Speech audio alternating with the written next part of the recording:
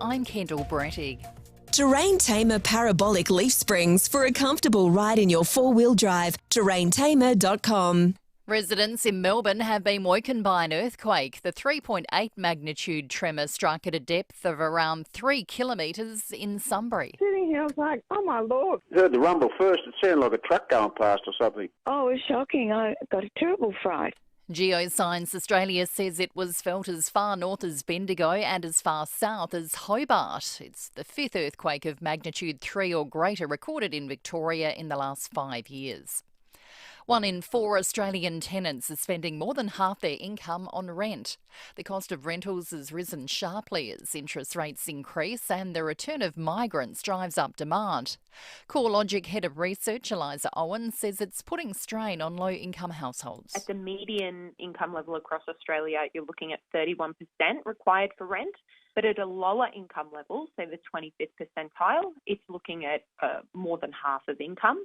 To mark Reconciliation Week, the Prime Minister will give a key address making the case for the Indigenous voice to Parliament. More from Zach De Silva. Every Reconciliation Week, a key figure in Indigenous rights gives the Lowacha O'Donoghue oration. In the past, it's been given by First Nations campaigners like Noel Pearson or national leaders like former PM Paul Keating. This year, Anthony Albanese will take to the lectern to argue the time has come to create a voice to Parliament and to criticise his opponents for what he calls the fog of fiction and misunderstanding. Legislation allowing a referendum to be held on the advisory body is being debated by federal Parliament and is expected to pass the lower house this week. There are signs Beijing could lift more tariffs on Australian goods. The Trade Minister revealing he's very optimistic the Chinese government will drop restrictions on our barley industry. Senator Don Farrell says decisions are not very far away at all, providing fresh hope for thousands of Australian producers. 2 people have been shot and another injured in a shooting at a Los Angeles restaurant. They've been taken to hospital. Their conditions are unknown. Martin lives over the road and says it's unsettling. A lot of cars, a lot of people yelling too much, drinking beers. It's a restaurant, but it's a bar. They're selling too much beers every night. Turkey's president has narrowly won an historic runoff election, extending his 2-decade rule. It means President Erdogan will lead the country until at least 2028. It's the first time Turkey's held a re-election after neither candidate secured a majority 2 weeks ago. And the waters in Venice's main canal have turned fluorescent green. Local news reports police suspect the water's been coloured by eco-warriors. Now turning to FIVEAA Sport. Gliderall Garage Doors, adding strength, safety and style to South Australian homes for over 40 years. Gliderall.com.au. And good morning, Tom Wren. And a very good morning to you as well, Kendall. Great to have you back. Let's start with some footy, and Adelaide's back inside the top 8 following a brilliant 17-point win against a red-hot Brisbane at Adelaide Oval. The Crows are sitting at 6-5 with a great win and are now sitting in 7th spot, just 1 game outside the top 4. Isaac Rankin was outstanding with 23 touches and a couple of goals, while Taylor Walker booted 3 and skipper Jordan Dawson again led the way with 32 touches. And it was an 8th straight win for Port Adelaide, the Power now up to 2nd on the ladder after getting past Richmond by 10 points at the MCG. Zach Butters was again brilliant, leading the way with 32 touches and a goal. And there was one other game to wrap up round 11 yesterday, with Collingwood cementing top spot with a 35-point win against North Melbourne. Well, a few seeds have tumbled on the opening day of the French Open. Craig Gabriel is in Paris. Maria Sakkari is the highest seed to fall. Her tennis has been going down the drain. 2 years ago, she was a semi-finalist at Roland Garros. It's the second year running. Karina Muchova has beaten Sakkari at the French 7-6, 7-5. Other seeds to fall were Dan Evans, Magda Linette and Zhang Shui. Arina Sabalenka, Sebi Korda and Stefano Tsitsipas advanced, and there were 5-set wins for Karen Khachanov and Herbert Hurkacz. 2 former champions of England have been relegated on the final day of the English Premier League season. Leicester City and Leeds United both sent to the Championship, while Everton secured safety with a 1-0 win over Bournemouth. And Max Verstappen's rich vein of form has continued, winning a 3rd straight Grand Prix in Monaco. And that's the FIVEAA Sport. Now the FIVEAA forecast. See any issue firsthand with AutoCam. Real-time video, direct to you from your Automasters technician. Showers and 18 today. Tomorrow a shower or two, also 18, then partly cloudy for the rest of the week. Temps in the low 20s. At the moment 13. More news as it happens on 5AA. Breakfast on 5AA. David Penberthy and Will Goodings. Book a test drive of the incredible Cherry Motor 5 today. Visit gocherry.com.au. 6 after 6, good morning to you. Welcome to Monday on 5AA Breakfast. We're off to the US in the first hour of the program this morning. We'll cross everything that's happened in Adelaide overnight with SAPOL and indeed preview the week weather-wise. Then a little bit later in the day we'll be talking about what was a series again of the saddest stories out of the weekend with Darren Filkes, the officer in charge of the traffic service branch of SAPOL at 7:30 today. But we make a big deal of it when things are tragic and the whole entire city is mired in sadness as a result of the football. So maybe we should start on the positive side of things, whereby both sides are in the 8, a feat that actually has very rarely happened in the last 15 years, twice in the last 16 years, in fact, 2007 and 2017, when both sides have finished the season in the top 8, both having good wins, both looking good. It's a Monday morning. Good morning to you, David Penberthy. Good morning, Will. Good morning, listeners. All is good in the world here in South Australia, in this footy-mad town. It is a rare thing. It certainly has been. Well, for the Crows, crikey. Someone reminded me the other day, a few years ago, we only won 3 games in the whole season. That feels like a distant and dark memory now. We'll just write that off as one of those things that happened during the pandemic. The beauty of the pandemic, if there is one, it allows you to just totally erase a period of time. Yeah, none of that happened or counted. That whole 3-year period, we just put a line through that. Yeah. But no, it's terrific. You were there, weren't you? I was there yesterday. Yeah, it was magic. I wasn't there. It's a crap time slot for the people with kids. It's terrible, horrible time. So my wife was there. My teenage son was there. And I was at home looking after the young kids, doing 3 loads of washing, making last night's dinner, tonight's dinner. But it's a happy space to be in. I like, because we've got the TV set up in the lounge room in the kitchen.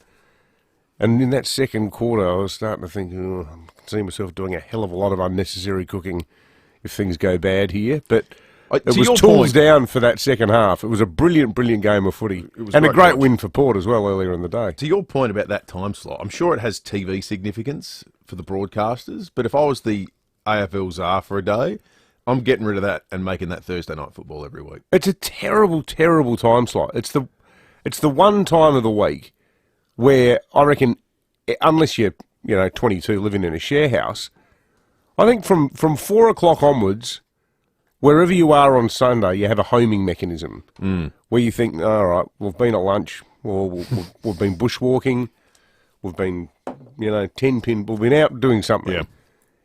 By 5 p.m. Sunday, you should be at home, getting ready for the week ahead. I think it's the mental start of the working week.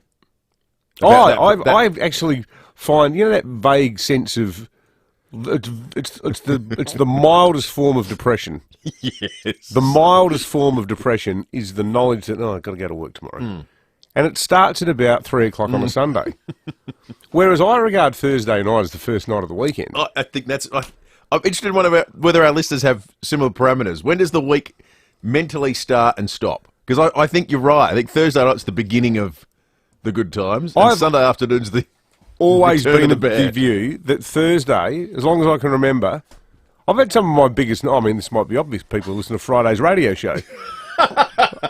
But I've my sort of semi-regular monthly dinner with my mates is always a Thursday night. Meet at usually the Metro in town, then go to Chinatown, go to Wahing for dinner after that. That starts at about 7, finishes at about 10:30. Never stay out past 10:30 on a work night and radio. But, Thursday feels like the weekend.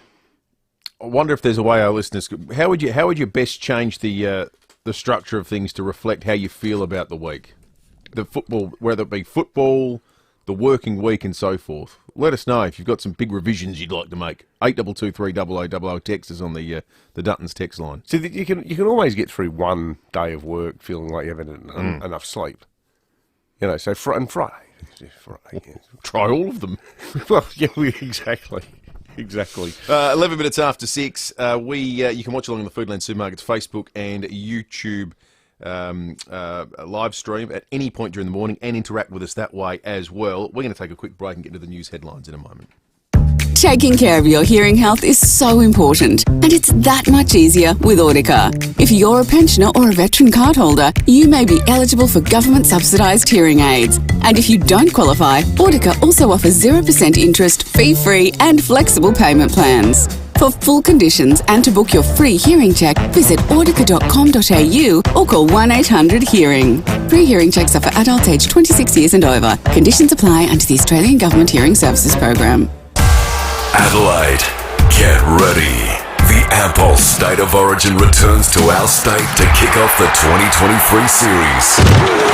Witness Australia's greatest sporting rivalry between the Queensland Maroons and New South Wales Blues. Pick your side or we'll pick for you. It's sure to get heated. The Blues versus the Maroons, Wednesday, May 31st at Adelaide Oval. Tickets selling fast. Secure yours at nrl.com/tickets.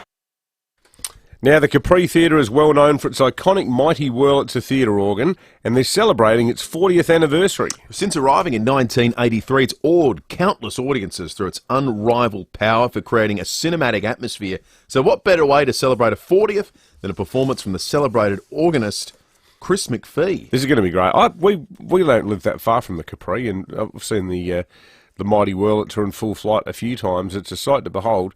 Now, this is going to be great. Sunday, June 4, The Best Things in Life Are McPhee will bring showbiz hilarity and Adelaide nostalgia with the combination of a master storyteller and superb theatre organist. Experience the Capri's Mighty Wurlitzer at its inestimable best. Chris has been performing on the Wurlitzer for over 35 years. He's thrilled audiences with his stylish playing that emanates fun and individuality. The Best Things in Life Are McPhee, Sunday, June 4 from 2 p.m. at Capri Theatre. Book now at capri.org.au.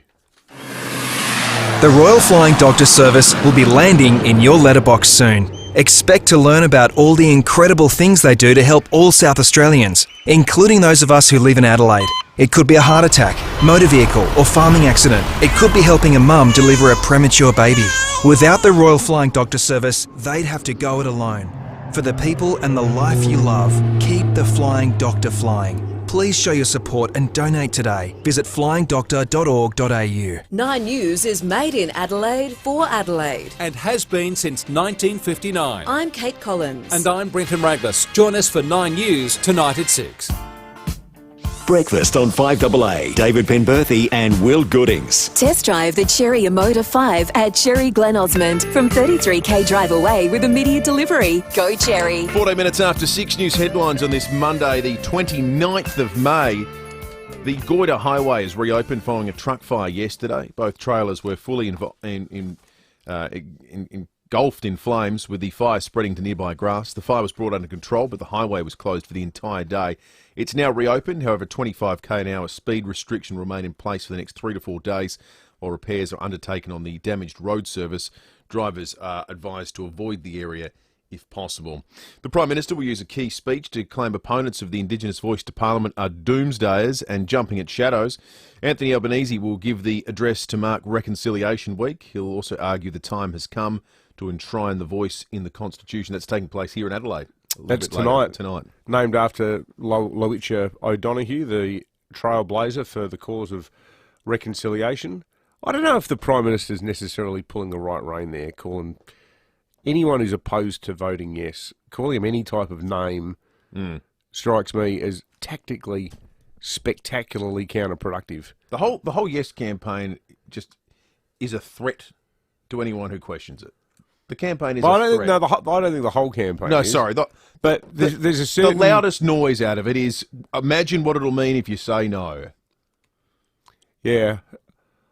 Well, I partially agree with that. I do sort of think that...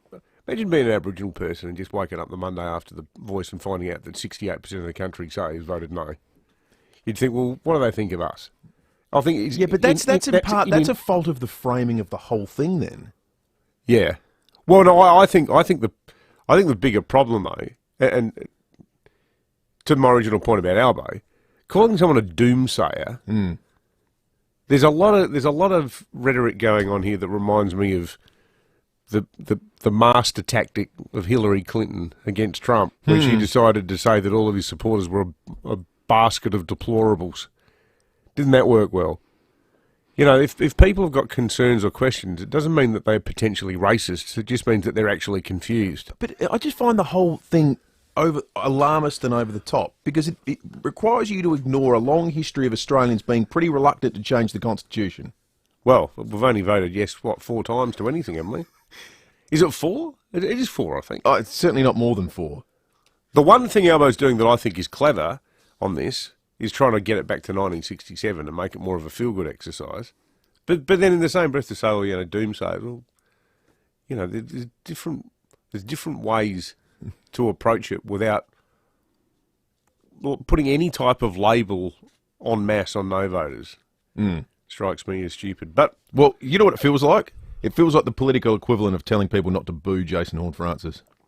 Yeah, well, guess what that reaction is. Guess like, what that does? Oh, yeah, I'll do whatever the hell I want. I'm going to the footy. I bought my ticket. I'll do as I please. Thank you very much. Yeah. The phone service Friendline, that's meant to help lonely Australians, this story's something else, has been leaving thousands on hold. The not-for-profit organisation is being hogged by 14 callers. So over 200,000 calls were missed between July 2020 and January 2023 because there's 14 people that are constantly on it. So calling it on average 17 times a week. It'll give you a number you can get through to, folks. 8223 0000. Give us a ring if you've tried to ring this hotline. We'd love to hear from you because it's an ingenious idea. It's basically there. It's like an anti-loneliness sort of service for older people. You might have lost your partner, or you might have had health problems. You might not see your kids as often as you'd like. And the idea is that it's like phone a friend. You're meant to be able to call up, but I mean, how sad for the. I mean, lucky in a way for the 14 people who can get through. But what about their lives? They must be ringing some of them must be ringing like 50 or 60 times a week. The average is 17 times a week. That's the average. 17 times a week. There'd be a few that would be dragging it up. Amazing. It is quite an extraordinary story. There are signs Beijing could lift more tariffs on Australian goods. The Trade Minister revealing he's very optimistic the Chinese government will drop restrictions on our barley industry.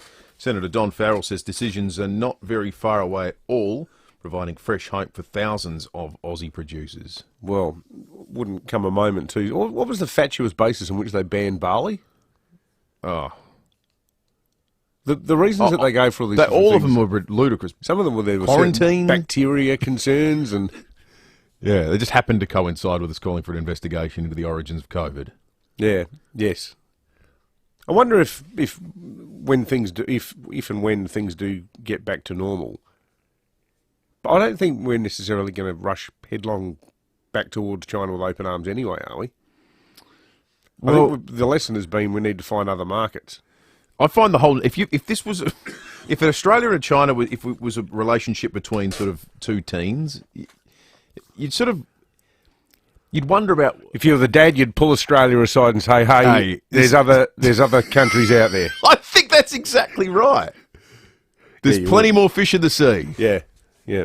Because even if I was their dad, I'd be saying, "So let me get this right. They want an investigation, and you're ready to call off. Now they're buying nuclear submarines, and you think." Well, we could probably make it work.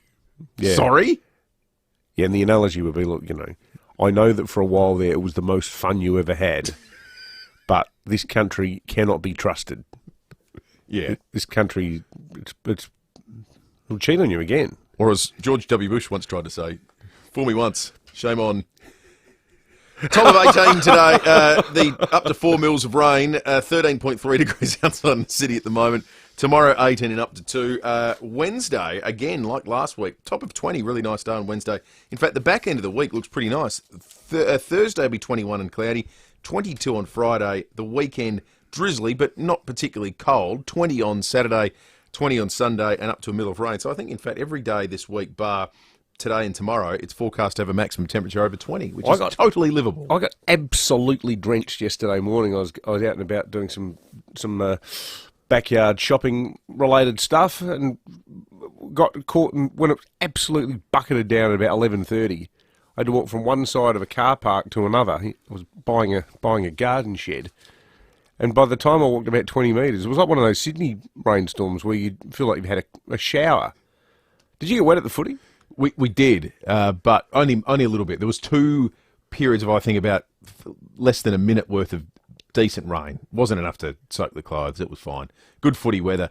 We've got lots of Dutton's texts coming through. The all-new Volkswagen Amarok available right now to test drive at Dutton's Adelaide Hills.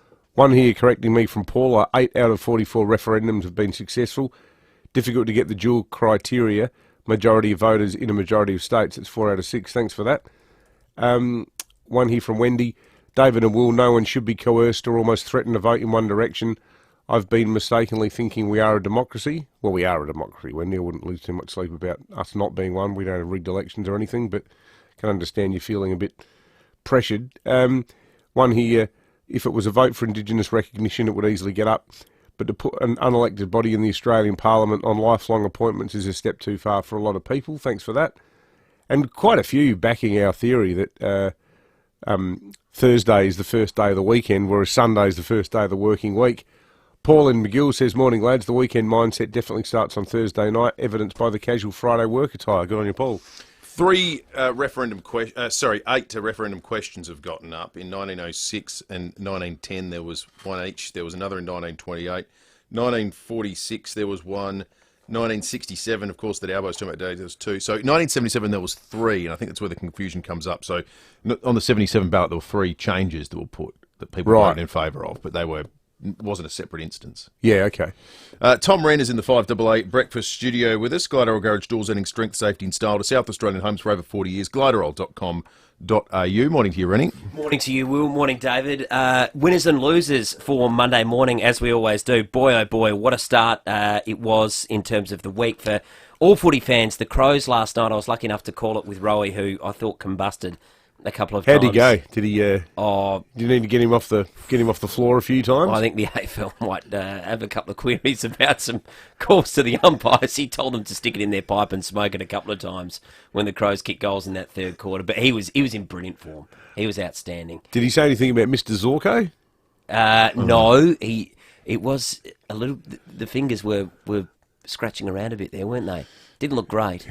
The fans were having a few words with Mr. Zorko, I can tell you. So. He wasn't particularly popular. No, he wasn't popular. But you know what? The Crows were popular, and that was a brilliant win and a gutsy win in a lot of ways because Brisbane threw everything at them, but they absorbed the pressure. They were able to withstand it. And then the other way, they were so dynamic when they needed to be. Tex Walker only had 9 touches, but 3 goals. Isaac Rankin was wonderful. And Jordan when Dawson that bloke's on, when Rankin's on, he's the most on-guy in football, isn't he? He's just excellent to watch. One of the goals of the year, wasn't it? Running, towards that south southern end. It was a fantastic goal. And what about Rochelle's goal? And Rochelle's goal was brilliant as well. So a fabulous win for the Crows. They're back in the 8, and I think that needs to be the goal now. We'll do a report card this week, boys, but I think that the goal now for the Crows has to be playing finals football. It's interesting at the time, wins and losses that do and don't feel significant. Yep.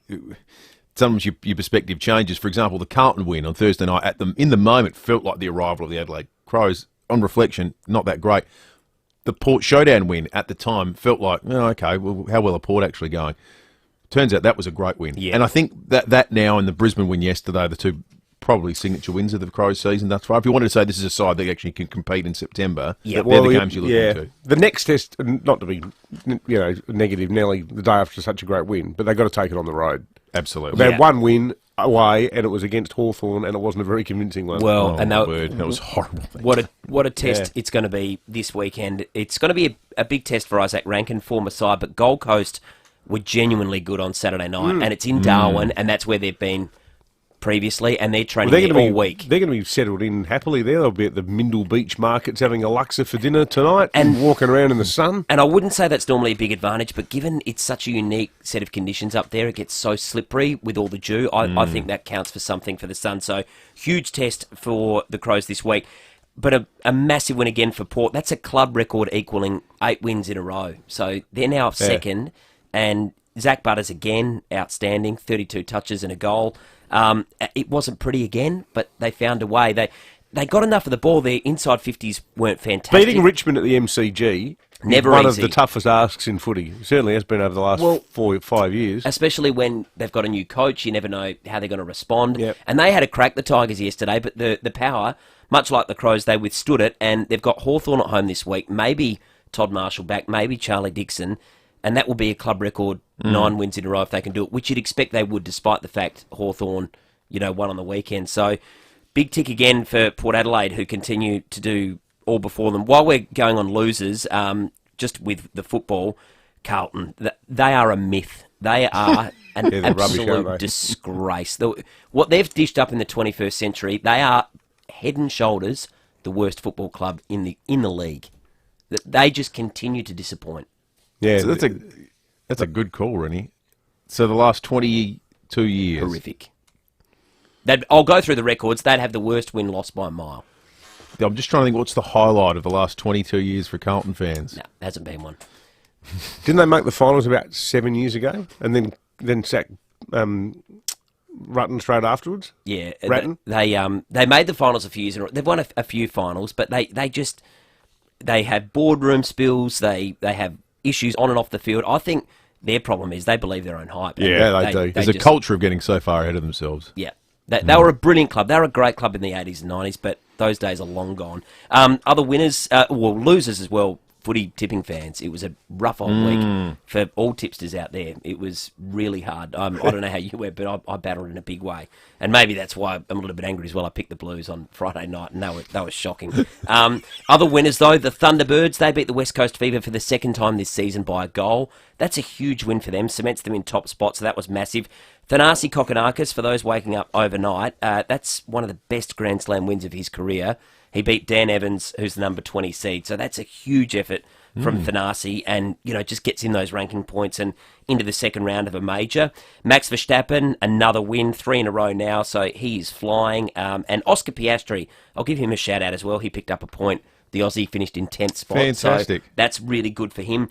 And Will, I know you watched this yesterday. It's one of the games of the season, if not the last few seasons. The Boston Celtics, to win with less than 0.1 of a second to go on the clock against the Miami Heat, they could be the first side ever, 0-150 sides that are 3-0 down in a best-of-7 series.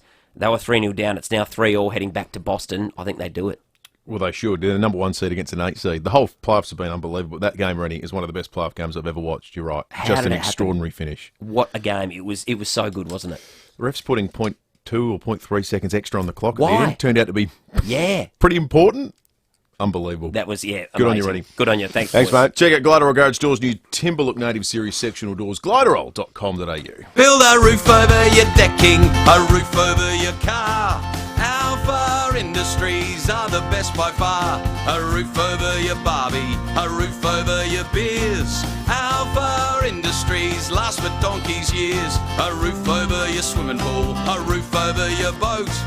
Alpha Industries, ask us for a quote. Build a roof over your grandma or anything you please. Verandas, sheds and carports, Alpha Industries. The South Australian Government is rushing to make new laws to stop peaceful protests. You could be hit with a $50,000 fine or even go to prison just for exercising your rights. So much of what makes our state great has been won by people standing up for what's right. Parliament is about to vote on these new laws. Get in touch with your local MP now. Ask them to stand up for our democracy and say no to the anti-protest laws. Authorised by the South Australian Council for Social Service, Adelaide. Here comes life. Prepare for it with Bupa, CanStar's outstanding value health insurance for 2022. Search Bupa to make the switch today. Bupa, because life happens. We love to see you, CMI Lane. This year, CMI Toyota celebrates 60 years as a proud South Australian family-owned business. And we'd like to say thanks for your support over those years. We're so grateful for the trust and loyalty of generations of customers who have chosen CMI Toyota and helped make us South Australia's #1 selling Toyota dealer. We love to see you, CMI Lane. Oh, what a feeling, Toyota. This is Adelaide's 5AA. Showers and 18 with the 6:30 news. I'm Kendall Brettig. Terrain Tamer Parabolic Leaf Springs for a comfortable ride in your four-wheel drive. TerrainTamer.com. Melbourne has experienced its strongest earthquake in more than 100 years, even greater than the quake which shook the city 2 years ago.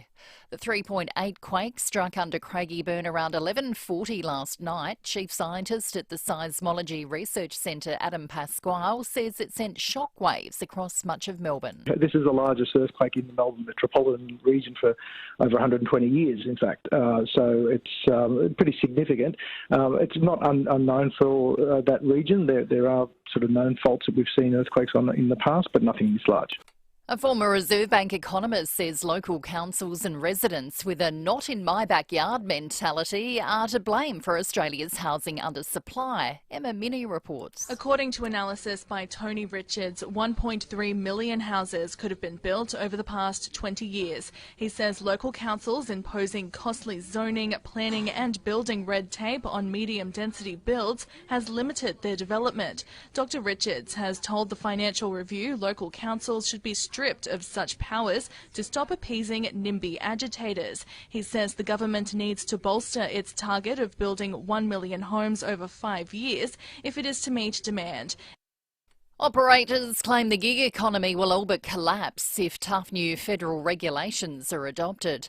The federal government wants to close loopholes for the rideshare and food delivery services and treat workers like employees. However, operators say convenience and reliability will be sacrificed if their staff are locked into rosters. The response time of police officers is under scrutiny following the death of a woman in Sydney's southwest. More from Lara Vella. This critical incident investigation will look at the response by officers from the Liverpool Local Area Command, in particular focusing on why it took more than 3 hours to respond to the initial 000 call, believed to have been made anonymously by Tatiana on Friday evening. By Saturday night, the 34-year-old's body was found inside her unit. Also there, a 4-year-old child and her ex-partner, 28-year-old Danny Zayat. He's been charged with a number of offences, including breaching an AVO and assault. Police have not ruled out laying further charges in relation to Tatiana's death, and the 28-year-old is due to face court today. The father of a teenage boy who died suddenly after a country football game in Victoria says his son would not want his teammates to quit the sport in the wake of the tragedy. 17-year-old Dallas Keogh Franklin collapsed in the change rooms after the match.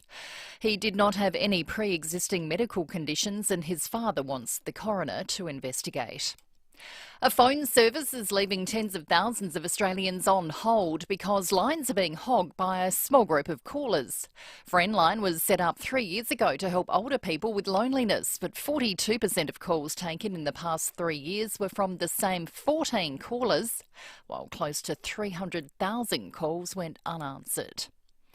The life of renowned Australian artist John Olsen's being honoured at a state memorial in Sydney. The Art Gallery of New South Wales is hosting the service, which will be attended by the Prime Minister, other artists and the public.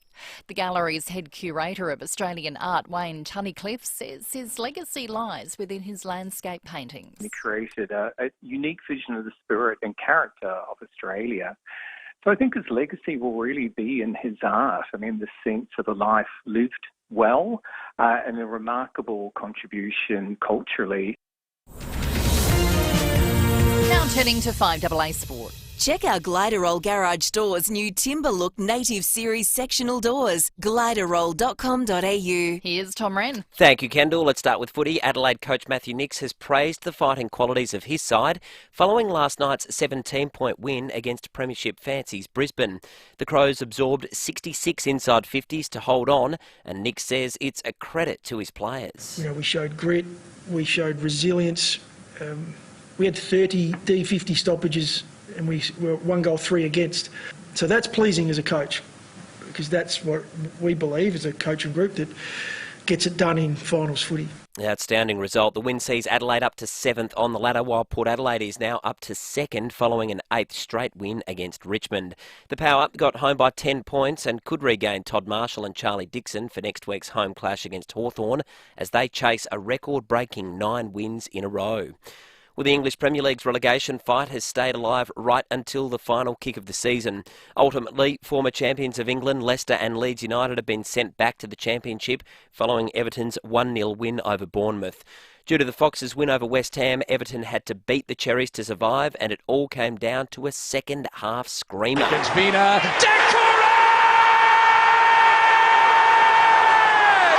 Scores one of the most valuable goals of his career!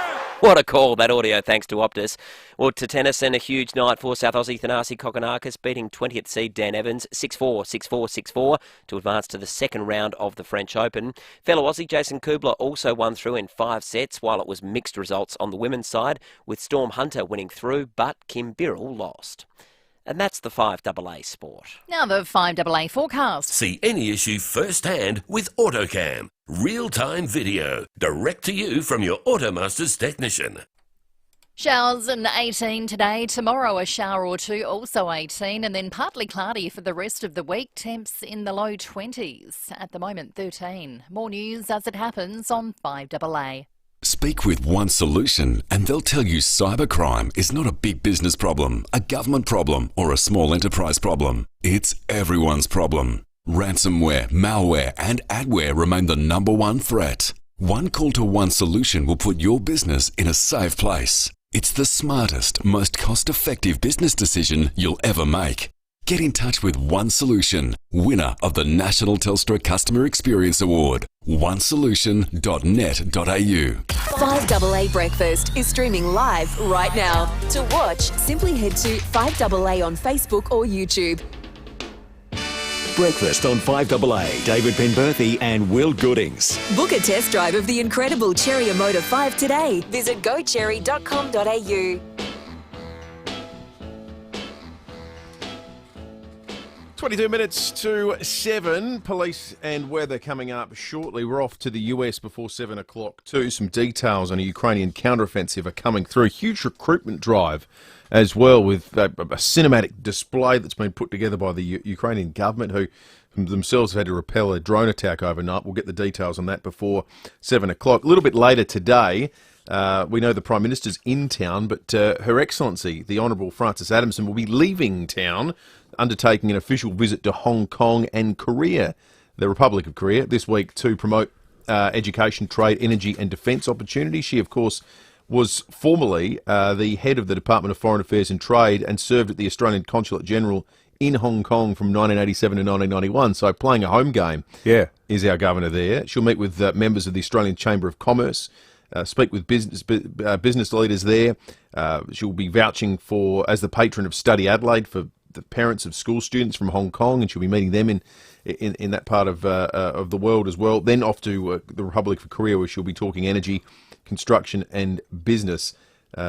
She'll also be talking in Seoul with the partner facility of the University of South Australia, the Hanyang University, talk about the exchange that is going on there. Given her trip to go sell the wares and strengths of South Australia is on, we thought we'd ask you this morning for the Barbecue Adelaide Weber store, which Barnsey was in on Friday, and he taught us that excellent phrase that burning is learning.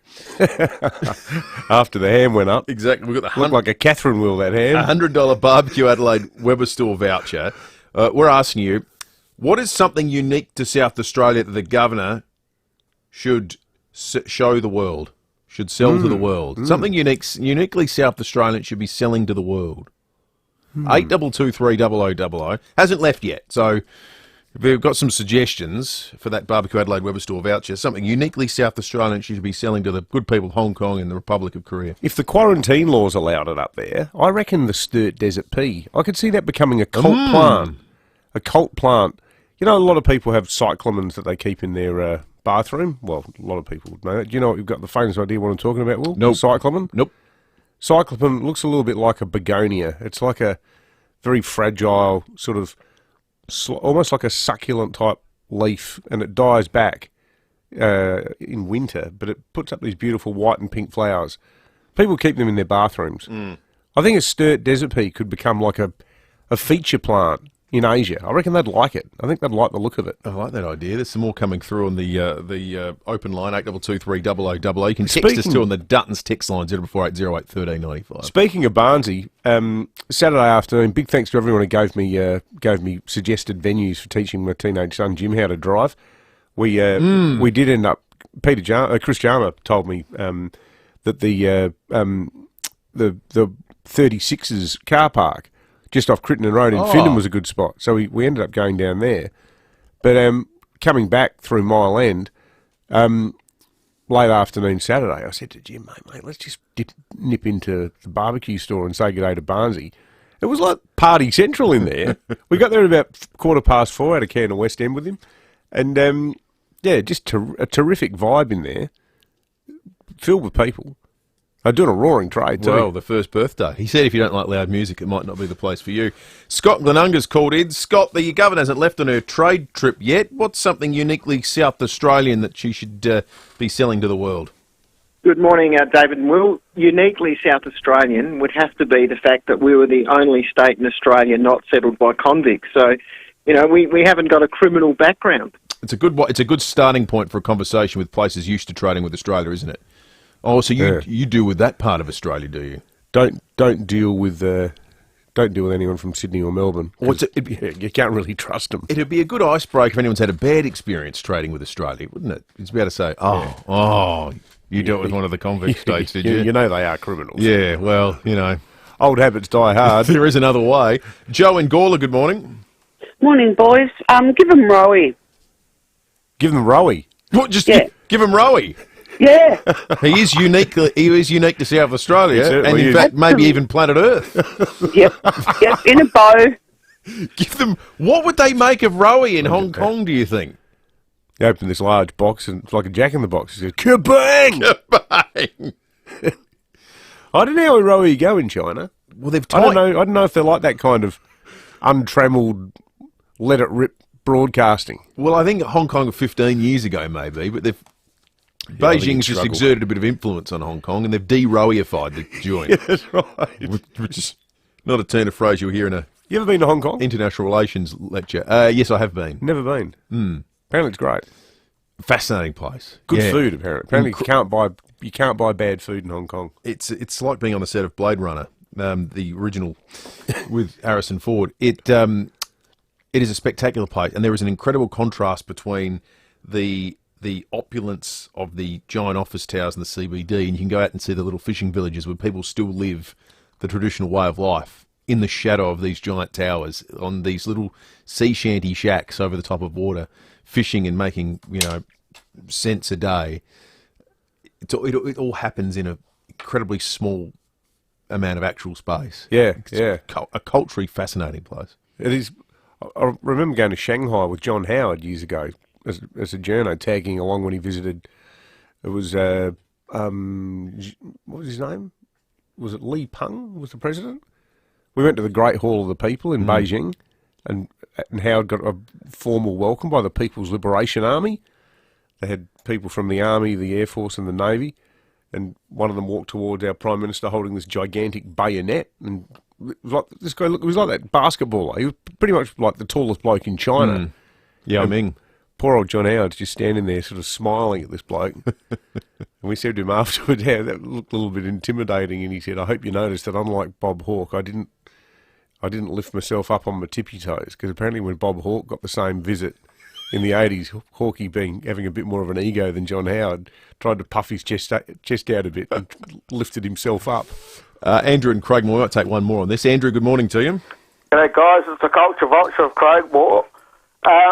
Frog cakes and Fritz, we all need our food staples. Oh, very much so. And there's the classics there, aren't two of the 5 food groups right there, frog cakes and Fritz. Let's give Joe the $100 Barbecue Adelaide Weber store. Joe, if you don't like loud music, just pop the earbuds in before you drop in, because they've got the first birthday celebration going on in both stores at the moment, and you get great savings as well if you buy stuff in there. So go in and enjoy it. It is an experience seeing Barnsley and the team. Barbecue Adelaide Weber stores, Jeps Cross and Mile End.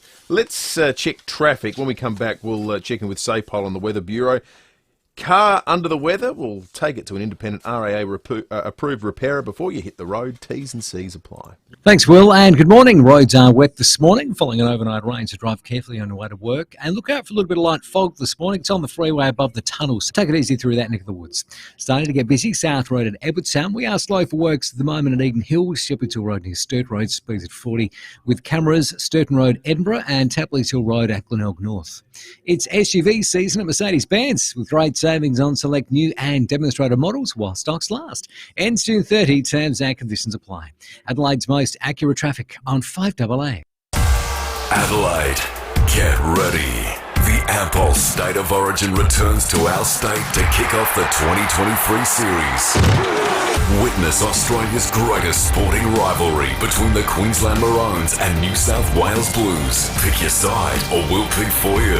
It's sure to get heated. The Blues versus the Maroons, Wednesday, May 31st at Adelaide Oval. Tickets selling fast. Secure yours at nrl.com/tickets. The all-new Nissan Qashqai has been awarded the 2023 Drive Car of the Year Best Small SUV. And with Nissan Future Value Business Plus, a new fleet finance solution for small to medium businesses, you can drive the award-winning Nissan Qashqai ST for competitive weekly repayments that include the cost of scheduled servicing for the loan term. Visit nissan.com.au/business plus or contact your local Nissan dealer. Approved ABN registered small to medium fleet applicants of Nissan Financial Services. T's and C's and exclusions apply. Every week, all sorts of people do all sorts of things for Meals on Wheels. I help out in the office, admin stuff. Yeah, my wife and I drive and deliver food, and I help organise the orders. I organise lunch and coffee catch-ups for customers. If you've got a bit of time on your hands, we could do with you. I was new in town and it gave me a chance to meet people and do something worthwhile. So what can you do? Go to mealsonwheelsa.org.au. Meals on Wheels. Great food, great people. Make the most of every moment in Canada and Alaska with APT and Phil Hoffman Travel. Save up to $3,400 per couple on select tours and experience spectacular natural wonders, buzzing cities, iconic train journeys and premier ocean cruising, with everything taken care of along the way. From the iconic to the contemporary, APT will take you there in luxurious comfort and style. Contact Phil Hoffman Travel or visit pht.com.au. 9 News is made in Adelaide for Adelaide. And has been since 1959. I'm Kate Collins. And I'm Brenton Raglas. Join us for 9 News tonight at 6. Breakfast on 5AA. David Penberthy and Will Goodings. Test drive the Cherry Emoda 5 at Cherry Glen Osmond from 33k drive away with immediate delivery. Go Cherry. 12 minutes to 7. Time to head to the Weather Bureau, find out what kind of week we've got ahead. Vince Rowlands is the senior forecaster on duty this morning. Vince, firstly, before we get to the week ahead, how much rain do we end up getting over the weekend? Yeah, got some pretty good falls across the city and up in the hills. Generally up in the hills in the sort of 30 to 50 millimetre range. So some, pretty good rainfall up there. And then here at West Terrace, just a rainfall over the last several days. We've ended up with about 19 millimetres. So it's actually taken us up very close to mean rainfall for May. So it's been quite a good month really for topping up the water tanks and the reservoirs. So some good rainfall for this month and a little bit more on the way. Not too much. Like we're still expecting some shower activity around at the moment. And looking at the radar, there's not a lot on the radar around the Adelaide region, but we are still in a westerly flow and there's a bit of shower activity just moving across York Peninsula at the moment. So we are expecting a bit more activity around for the rest of the day. Should start to clear up as we head into the evening. So certainly expecting the odd shower around today and tomorrow again we're still likely to see the odd shower, and as far as temperatures go, we're looking at both days today and tomorrow with tops of 18 degrees. But once we get into the middle of the week, look, we are expecting things to basically clear up. So we've got a high pressure system sitting to our northwest that's going to move eastwards over the next few days, and we'll see northerly winds pushing in over most parts of the state, including Adelaide. So we actually run into some really nice days in the latter part of the week. So we've got 20 degrees, partly cloudy on Wednesday, 21 for Thursday, and actually getting up to 22 on Friday. So, first couple of days of winter are looking very nice across the city, with temperatures getting into the low 20s. Now, the weekend's looking a little bit tricky. We've got a low-pressure system forming just south of the Bight and then moving eastward. So it's a little bit of uncertainty over the weekend, but to this stage, we've just got a risk of showers and tops around 20 degrees. So, not looking too bad as we head into the middle and latter part of the week. For the start of winter is looking very nice across Adelaide. Beautiful. Good stuff. Thanks for that, Vince. All right. Senior forecaster Vince Rowlands at the Bureau. Let's head to Safe Pole. Senior Constable Kate Dawson joins us. Kate, good morning to you. A tracking device has helped police out in finding a stolen vehicle last night. Yeah, this is a really good job, actually. So it occurred about 7:45 last night. Police were called by the victim after he reported that he was currently away from home, but he believes that his white Subaru had been stolen from Aberfoyle Park. So the victim had bought a tracker and put it in his car, and he reported to police that it was on the move while it should be home in the garage. So the victim was able to provide live updates to patrols as he tracked his car through the Morphett Vale area. The stolen car then came to a stop on the corner of Panalatinga Road and Solace Drive in Morphett Vale. So by this time, PD Rusty and patrols were already on the move, heading towards that location. PD Rusty arrived at the scene first and found that the stolen Subaru was actually on a car trailer being towed by a blue Holden Commodore, and that was parked at a car wash. So PD Rusty jumped out and detained the driver. He was a 41-year-old Morphett Vale man, while extra patrols moved in and they helped to secure the vehicles. So police then had cause to search the Holden, and they allegedly found a trafficable amount of methamphetamine and almost $2,000 cash inside. So that 41-year-old man has now been charged with illegal use of motor vehicle and trafficking a controlled drug. He's been refused bail and will appear in court today. The Subaru has been returned to its owner, and we have also seized the car trailer because we suspect that it might have been stolen. So really good job there, especially by the victim, providing those live updates for us on this GPS tracker, handy little device. I think your suspicions are going to be proven true about the trailer, Kate. I don't think these blokes have ever paid for anything in their life. No. And what's the go in Aldinga with a deliberately lit house fire this morning? Yeah, this is sort of happening now. It occurred just before 5 a.m. Police MFS were called to Ratcliffe Road in Aldinga after reports that a house was on fire. So the two occupants were at home at the time of the fire, but thankfully they were able to escape without injuries. Fire crews were able to quickly extinguish the blaze. However, the home was extensively damaged. Initial investigations, police believe the fire is suspicious and might have been deliberately lit. So we've called in our crime scene investigators, and they'll be heading to the scene this morning to examine, the fire and see what they can find. So we're just asking anybody with any information to contact Crime Stoppers on 1-800-333-000. Good stuff, Kate. Thanks for that. All happening down south this morning. Just a reminder to anyone who's thinking of a prospective line of career in being a crim. The unemployment rate's about 3.5% at the moment. Historic low. Never been easy to get a job. There are ways to earn money that don't involve being mauled by a German Shepherd. Yeah, you could pull beers. Doesn't have to be anything too arduous. No. You don't have to go and work in the salt mines. You get a job at a call centre. You absolutely There's could. all sorts of jobs that we don't necessarily have to get your And hands what they dirty. do is they give you money, and you can use that to redeem it for goods and services. Yeah, that's right. You can enjoy a higher standard of living too, and not have the stress of being, as Will says, chased down the street by an Alsatian. You could go out and have a nice restaurant meal instead. A lot of people do it. It's right. It's you really save some money. It's really catching on. Go overseas on a holiday without having to, steal someone's Subaru and put it on the top of your trailer and drive around. Yeah, Ranella. There is another way. Being chased by the local constabulary. 6 minutes to 7. Let's head off to the US. Tim Lester for 7 News is covering a Ukrainian recruitment drive ahead of an expected counter-offensive against Russian forces in the eastern part of that nation. Tim, good morning to you. Morning, guys.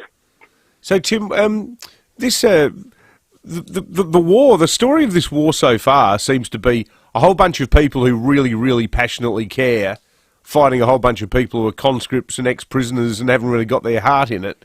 Is this something that Ukraine's trying to capitalise on? Well, you could forgive them for noticing that difference, noticing the difference in passion, I guess, and the sense the Ukrainian people have, of course, that this is their life, their livelihood, their country, and everything. And of course, Russians who were led to believe that it was just a kind of a military exercise to begin with, and many of whom clearly don't want anything to do with it, or at the very least not very passionate. So yes, that divide is loud and proud, and now the Ukrainian military has gone out recruiting, playing to that nationalistic passion and determination among Ukrainian people. And one of their generals says, right, the time has come for us to take back what is ours. And of course, onlookers have looked straight at that and said, right, that's the starting signal for the big counter-offensive we've been expecting. So have they put any numbers, Tim, on I mean, presumably there's no upper limit to how many people they'd like to sign up for the counter-offensive, but do they need 10,000, 15,000, 2,000, anything like that? No, and in fact they've been quite secretive about numbers. Both sides have been quite secretive about numbers, particularly about numbers lost in battle. It's fairly well documented that thousands have died around Bakhmut alone on both sides, but both sides have been very careful not to betray that, which at one level is interesting because they've been very open about discussing other things, like, for example, that there is this counter-offensive coming down the line. It's been discussed for months. It's well expected, but a lot of those numbers questions they're very secretive about. Mm. Yeah, well, I think everyone's still cheering the Ukrainians on. But good report, as always, Tim Lester, 7 News US Bureau. What's the definition? The definition of victory as what's the book? The Art of War. Mm. It's not about anything tactical. It's about psychology. It says you've won the war when the enemy no longer has the will to resist. Yeah, and you sort of feel like that's the trump in the deck for the Ukrainians, isn't it? Their will to resist is not extinguishable. No, that's right. They're never going to give up. Whereas you get the sense that the Russians are down there going, what are we doing here again? Can this just be over now? We know times are tough, and when the purse strings tighten, it's our poor cars that feel the pinch. We'll never fear, because we've got your Cardian Angels taking care of your car with a little bit of love, all thanks to our good friends at RAA. For your chance to win a $500 independent RAA-approved service voucher, head to 5AA.com.au and then make sure you tune into us from 6 a.m. all this week to see if you are a winner. It's all thanks to RAA. Car under the weather, we'll take it to an independent RAA-approved repairer before you hit the road. T's and C's apply. Hey, let us know, folks. Is anybody out there going to see State of Origin this Wednesday night? 8223 0000. Do you care, or could you not give a toss? Because over the last few days, there's been a whole bunch of articles written out of Sydney. In fact, they've all come out of my old stomping ground, the Daily Telegraph, from their sports journos, people like Dean Ritchie and Paul Crawley, who are veteran coverers of rugby league. The word in Sydney is, why the hell did we give this game to an AFL state where people clearly don't care about it? As of last Wednesday, there were 12,500 seats still for sale at the Adelaide Oval. Now, presumably that number's come down a bit since then, but I think the way we're going, unless those seats get filled up, this will probably be the last time you see State of Origin here in Adelaide, because the sales, maybe it's live fatigue and gather round fatigue, maybe people have just been spending too much money, but would love to hear from you, 8223 0000. People often think clinical trials are only for the sick. But the truth is, before a trial can progress to those who need the potential new medication, it needs healthy volunteers to participate first. CM4721 is looking for healthy volunteers aged 18 to 55 to stay at CMAX for 16 nights and attend one visit. Upon completion, be paid for your time. Apply online at cmax.com.au. That's cmax.com.au. Bigger battle, eeny, meeny, money, mo, and flower. You're the chosen one. Pick your favourite Kia. From the award-winning Kia Sportage to the street cred delivering Kia Seltos, or Kia's most powerful car ever, the all-electric EV6 GT. Book a test drive today to find your chosen one. Find out more at kia.com.au or drop into your nearest Kia dealer. Kia, movement that inspires. Australia's greatest sporting rivalry is back. The 2023 Ampol State of Origin Series. Kick off your Origin experience the right way at the official pre-game party inside the pavilion at Adelaide Oval on Wednesday, May 31. Mingle with rugby league legends and enjoy 2 hours of food and drinks. This is the perfect way to start your Origin experience. To book, see nrl.com/hospitality or email hospitality@nrl.com.au. 5AA Breakfast is streaming live right now. To watch, simply head to 5AA on Facebook or YouTube. Online, on DAB Digital Radio and on 1395 AM. Talking Adelaide. This is Adelaide's 5AA. Showers and 18 with the 7 o'clock news. I'm Kendall Brettig. Terrain Tamer Parabolic Leaf Springs for a comfortable ride in your four-wheel drive. terraintamer.com. Fire crews are battling a house fire at Aldinga Beach. It broke out on Radcliffe Road. Rachel Guy from the CFS says the north side of the house has been badly damaged. The estimated loss is $150,000. Residents were home when the fire broke out. However, were able to leave the property safely and no injuries have been recorded at this time. Police are investigating the cause of the blaze. An earthquake which has struck Melbourne has been felt as far south as Tasmania. The 3.8 magnitude tremor lasted a few seconds and there have been no reports of damage or injuries. These people reported feeling it. I'm okay, nearly fell out of bed. This is the second time in a couple of years and this is the biggest. It was a real jolt. It's Melbourne's strongest earthquake in more than 100 years. Low-income earners are feeling the strain of increasing rent across Australian capital cities. CoreLogic has found some households are forking out more than half of their income each week to pay rent. Head of Research Eliza Owen says there's no quick fix. The answer to this rental crisis long term is going to be additional supply. If it's specifically affordable housing, that's great for lower income households. But even if it's things like, these new build to rent projects we're seeing, that can be good for rental affordability too, just easing up the supply side. The US House Speaker and President have reached a tentative debt ceiling agreement, but the clock's ticking to stop the country defaulting on its payments. More from Alison Petrowski. The deal to lift the debt ceiling until 2025 still needs to go to a vote in Congress and pass through the Senate before it lands on President Joe Biden's desk. Republican House Speaker Kevin McCarthy is today touting the tentative agreement as a victory. We're going to get America working again. The deal has been criticised by members of both parties, some Republicans and Democrats expressing displeasure over the concessions made in the negotiations. But time is of the essence. The US has 7 days until it runs out of money to pay its bills. The Turkish president has secured another term as he claims victory in his country's runoff election. Vote counting is continuing, but President Erdogan's likely to extend his rule for another 5 years. Speaking to supporters in Istanbul, he's thanked them for turning out to vote. This is a sign of the democracy shaped in our name. And your will has reflected on the ballot box that Turkey is indivisible. Australians seem to have plenty to celebrate in 2022, the country importing a record 10.5 million bottles of champagne, up 6% on the previous year. France says the value of the Australian market increased by almost 18%.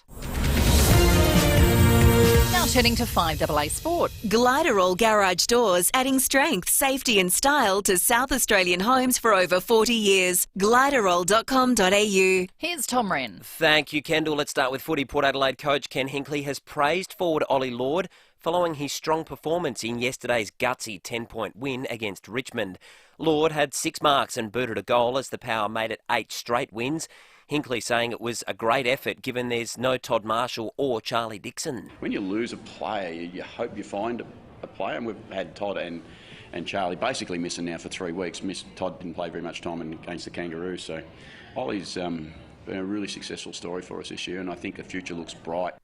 And it was a brilliant win for Adelaide last night, bouncing back to the winners list and moving back inside the top 8, thanks to a 17-point win against Brisbane. Taylor Walker again led the way with 3 goals, while Isaac Rankin was outstanding with 23 touches and a couple of goals. Well, Max Verstappen has won the Formula 1 Monaco Grand Prix in a rain-affected race. Aston Martin driver Fernando Alonso came into second, and Aussie Oscar Piastri finished in 10th, meaning he scored 1 championship point. Well, on the opening day of the French Tennis Open, Thanasi Kokkinakis, Storm Hunter and Jason Kubler have all won through to the second round. Kimberly Birrell was left in tears after a 3-set loss. Leicester City and Leeds have been relegated on the final day of the English Premier League season, and the Boston Celtics have forced a Game 7 decider against the Miami Heat. That's after a stunning 104-103 point winning Game 6 of their Eastern Conference Final Series. And that's the 5AA Sport. Now checking 5AA traffic. Worried about cheap insurance? Who offers great value cover you won't regret? Amy does. Before buying insurance issued by Amy, read the PDS and TMD at amy.com.au and consider whether it's right for you. Roads aren't damp this morning from some overnight rain. Take it easy on the way to work and look out for a little bit of light fog on the freeway. It's above the tunnels there. Happy Valley, you'll find a car roll over Raynell Road at Mark Street. That's just near the Vines Golf Club. Busy at the moment, South Road at Edwardstown. Slow for works at Hilton with a lane closed. At Donald Brabham Drive near Pearson Street. Speeds at 25 with a camera at Brooker Terrace at Richmond. Did you know it took 21 attempts to create Guzmani Gomez's perfectly crunchy corn chips, which are made fresh in store every day? Look up hashtag GYG Did You Know for more. Adelaide's most accurate traffic on 5AA. See any issue firsthand with AutoCam. Real-time video, direct to you from your Automaster's technician. Showers and 18 today. Tomorrow a shower or two, also 18, then partly cloudy for the rest of the week. Temps in the low 20s. At the moment 14. More news as it happens on 5AA. Breakfast on 5AA. David Penberthy and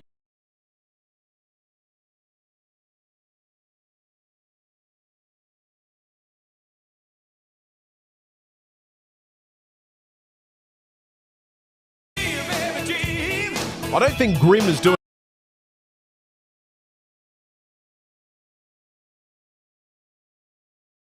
13.7 outside at the moment. It's not exactly like a deluge of rain that's expected today, up to 4 mils. The rest of the week, though, beyond tomorrow, every other day has a forecast maximum above 20 degrees. So a really pleasant week on the way for the end of May and the start of June. I suspect, though, we'll have many more mornings like this one. So rug up, get a hot beverage, and call us on 8223 0000 or text us on the Dutton's text line. Lots of people are calling in before we get to the morning news wrap on the State of Origin ticket sales. The event on at Adelaide Oval on the Wednesday night of this week. Victoria in Henley Beach has called in. Morning to you, Victoria. G'day, mate. What do you think about Origin, Victoria? I'm a Brizzy girl originally, and the atmosphere is amazing. So have this opportunity to take my twin boys along is fantastic. Have you ever been to the game there in Lang Park? It's famous for being almost like a house of pain up there. Yeah, as a kid I did a long time ago, and yeah, it's just incredible. How'd you find buying tickets here in Adelaide? So we looked at tickets a few weeks ago. They're about $500 for a family of 4, which is just ridiculous. Jeez. And last week, or on the weekend, we looked up and we got tickets for $50 each. Yeah. Wow. We've had texts along those lines too, Victoria. Andrew texted in saying they got a text from Ticketek saying there's a 2-for-1 offer. Always a sign that things are not chugging along necessarily as well as they would have hoped. Thank you for your call, Victoria. Let's give you a 5AA breakfast mug for giving us a buzz this morning. Graham in Craigmore, good morning. Good morning. Just by the way, no rain up here at Port Wakefield, very high clouds, and it's 15 degrees. Beautiful work, Graham, mate. On the Origin, I would love to go, but because I start so early in the morning, 1 and 2, it's inhibitive, but I actually love the game. I watch as much as I can on TV. Some of those guys, they just got necks on them like Brahman bulls, you know. They're just so good. Absolutely unreal. But, yeah, I hope it goes well. I would love to see a game on a Friday night. in all honesty. Yeah. Good on you, Graham. Thanks for the call. One thing that has been picked up on by the rugby league writers covering it is they reckon that Adelaide somehow got offended by the marketing of this game, because there's a billboard up in the mall at the moment that says real footy's coming to Adelaide. The suggestion being that AFL's sort of a Ponzi sport, aerial ping pong as they call it in the East. I think your original contention before 7 o'clock is right. And if this was the big event that was in Adelaide for this period of 3 months, I think it'd sell out. Yeah, but we've been sport for choice. We've suddenly been sport for choice. And let's not forget, the old $9.50 a pack snow pea. It's not like people are flush with cash at the moment after 11 interest rate rises. So, you can understand people being reluctant to spend that much, particularly what Victoria said about the starting price for the tickets. All right, let's jump into some of the news today. A little bit, probably tomorrow morning, in fact, because it'll be taking place tonight. But the Prime Minister is in Adelaide for the Luigi O'Donoghue oration that's taking place tonight, honouring the influential Aboriginal leader. The Advertiser this morning has got excerpts of some of the speech, which is interesting. He will hark back to it.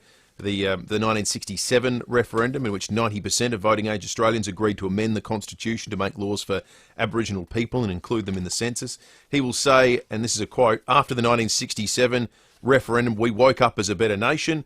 Who do we want to be when we wake up the morning after this referendum?" He'll ask, "I believe we will rise with a stronger sense of ourselves." You'll be able to hear the Prime Minister on our show tomorrow morning as well. So if you've got any questions for the PM, text them in and we'll put them to him tomorrow. Earthquake in Melbourne overnight. Have a listen to 3AW as it happened. Susan, away from Disney. Excuse me interrupting you. We have just had, in the city at least, an earth tremor. Yeah, quite a large one too.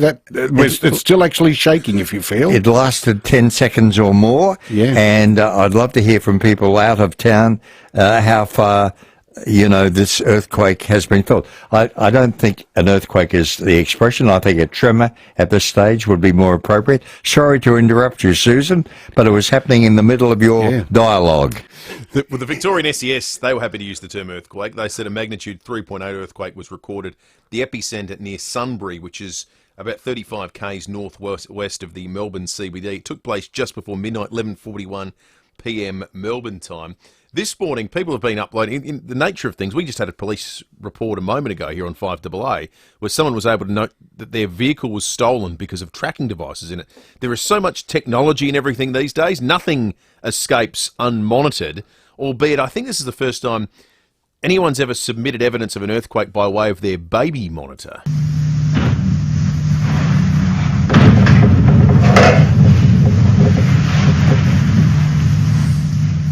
Accompanying vision shows poor Bub laying on its stomach, sleeping, getting shaken around in the bed and woken up. Have you got a baby monitor? We do. Haven't used it yet because Rosie sleeps in the room with us. Although that ends this week. There's millions and millions of people who made it through life without having paranoid parents in the next room listening to every single little shuffling sound and thinking, "Oh my God, what's going on in there?"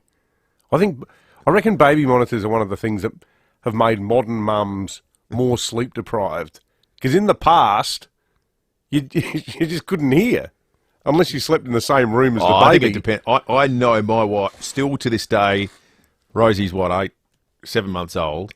Wake up 3 times a night to check on her. That will happen where there's a baby monitor. Or not. It's just a matter of, does she check on it by looking at a screen or walking into the next room? I reckon they I don't know. I think they make parents paranoid. Those things. Dad sleeps like the dead. Well, that's the other thing. I think there's the ultimate form of domestic deafness is the new father who can sleep through a baby's lungs at Mark 10. Yeah, she hasn't managed to best me yet. Out of the United States, there is a story developing. It will be a big story when we get the full details. But yesterday, the US president and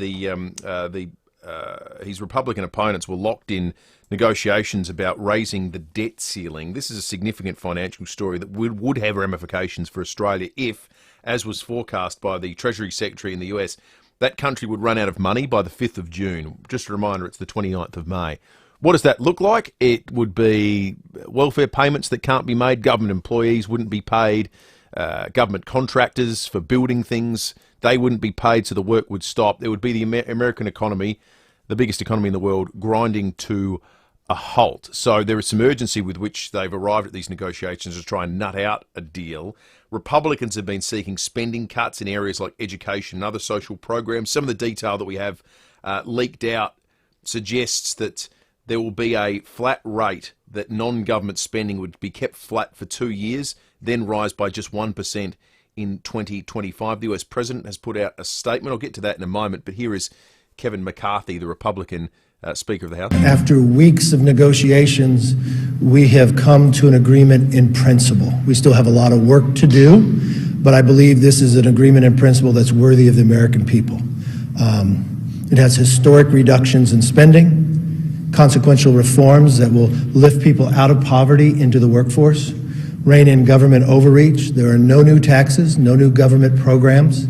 There's a lot more within the bill. The US President has only issued a statement and not yet spoken. He says it was a good deal for the country because it prevents what could have been a catastrophic default and would have led to an economic recession, retirement accounts being devastated, and millions of jobs being lost. Just for those playing at home, US debt, $31.4 trillion. I can't even conceptualise that.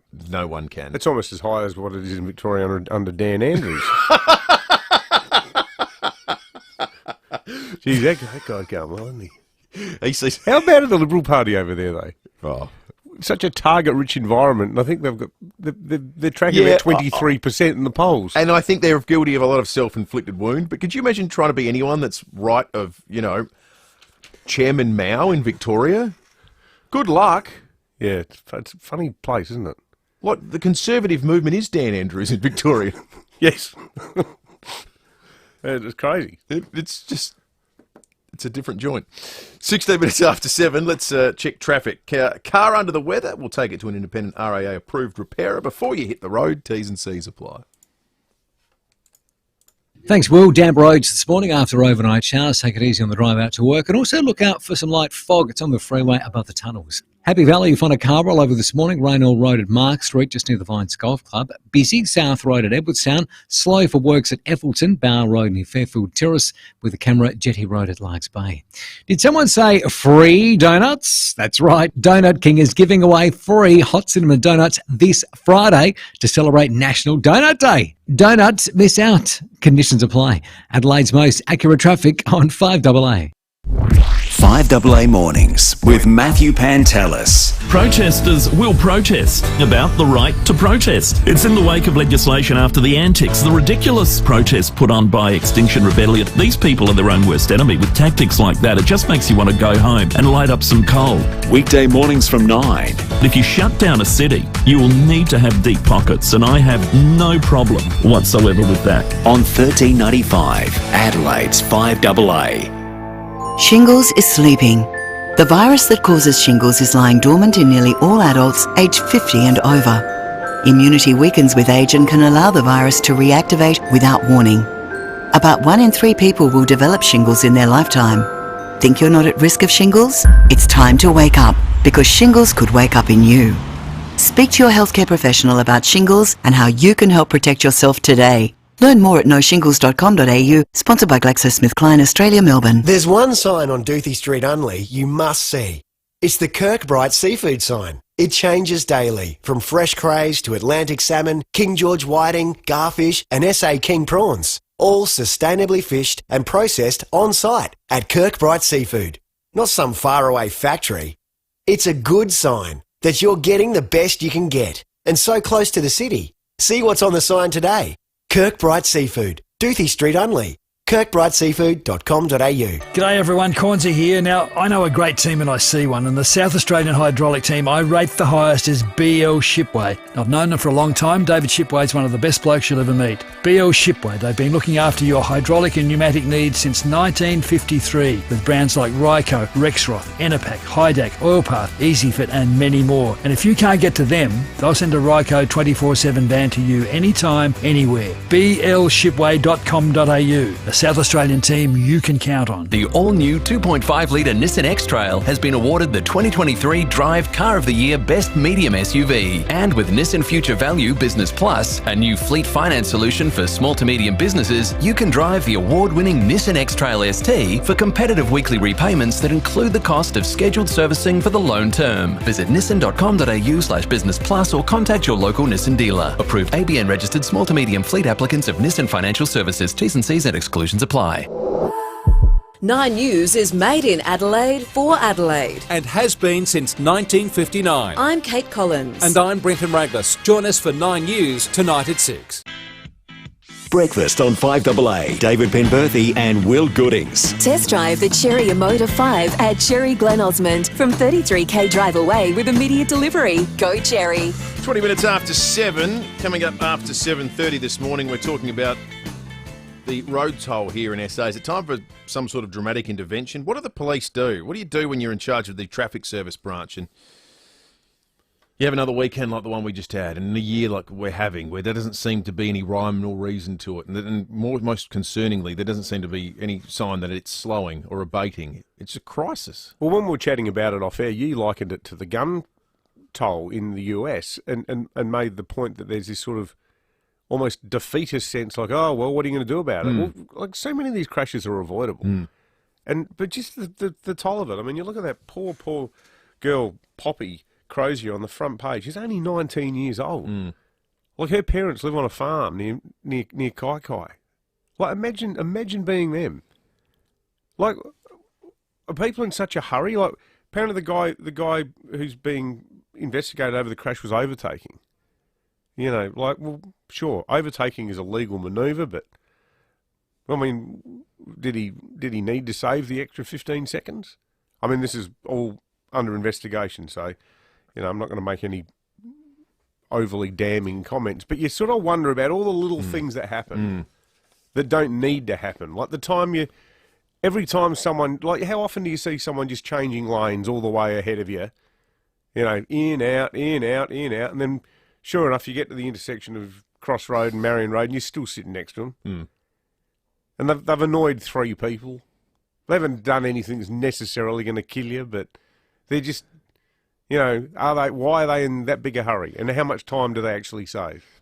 It's an interesting point about the sort of micro moments in transactions. That scene you painted about changing lanes in the country, overtaking, yeah, it's legal.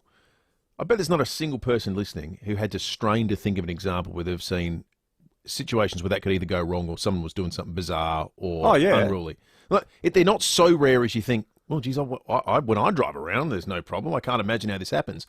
Everyone listening goes, yeah, I remember this the other day where someone decided in the overtaking lane they needed to go 180 k's an hour. Yeah. Or they swung out at the last minute, or they were clearly daydreaming. There's all these small little moments that we just say, that's not even a thing worth commenting or thinking about. But maybe the sum of all those small moments is the road toll we've got at the moment. Yeah, well, if you take every single one of those things out of your suite of manoeuvres when you're on the roads, then the roads become safer.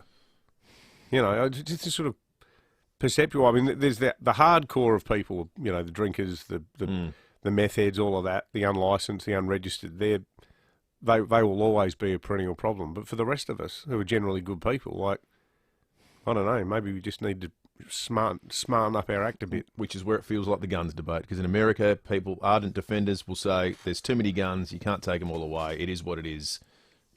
So how do you best live with it? We feel like we're in that predicament right now where, well, there are always going to be idiots, so what are you going to do about it?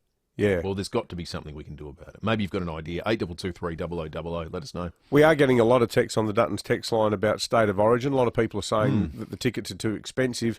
James says, do we think New South Wales might still be a little cranky with us that we got gathered round, so they don't want to take state of origin off us? But then he says, I've been every year, but like a caller said a few weeks ago, tickets were $135. And another one along similar lines saying, from Andrew in Rosedale, saying the cheapest tickets I could find were restricted view for a family costing $145. And Kim with a Y from North Brighton is unimpressed at the marketing line. He says perhaps the state of origin attendance is due to the arrogant marketing campaign. Real footy's coming soon to Adelaide. Good on you, Kim. Stephen Rowe on 5AA Breakfast.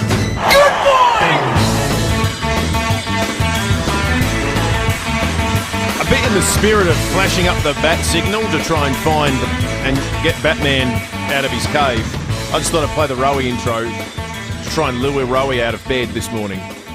Hey, Stephen, both teams have won. Yeah. People want to talk about football. You can't be spry every time we've had 2 losses. Rowie, good morning. We might take a break and we'll see if we can get a hold of Rowie in just a moment, because I think there is a serious appetite to talk footy in this town this morning. Absolutely there is.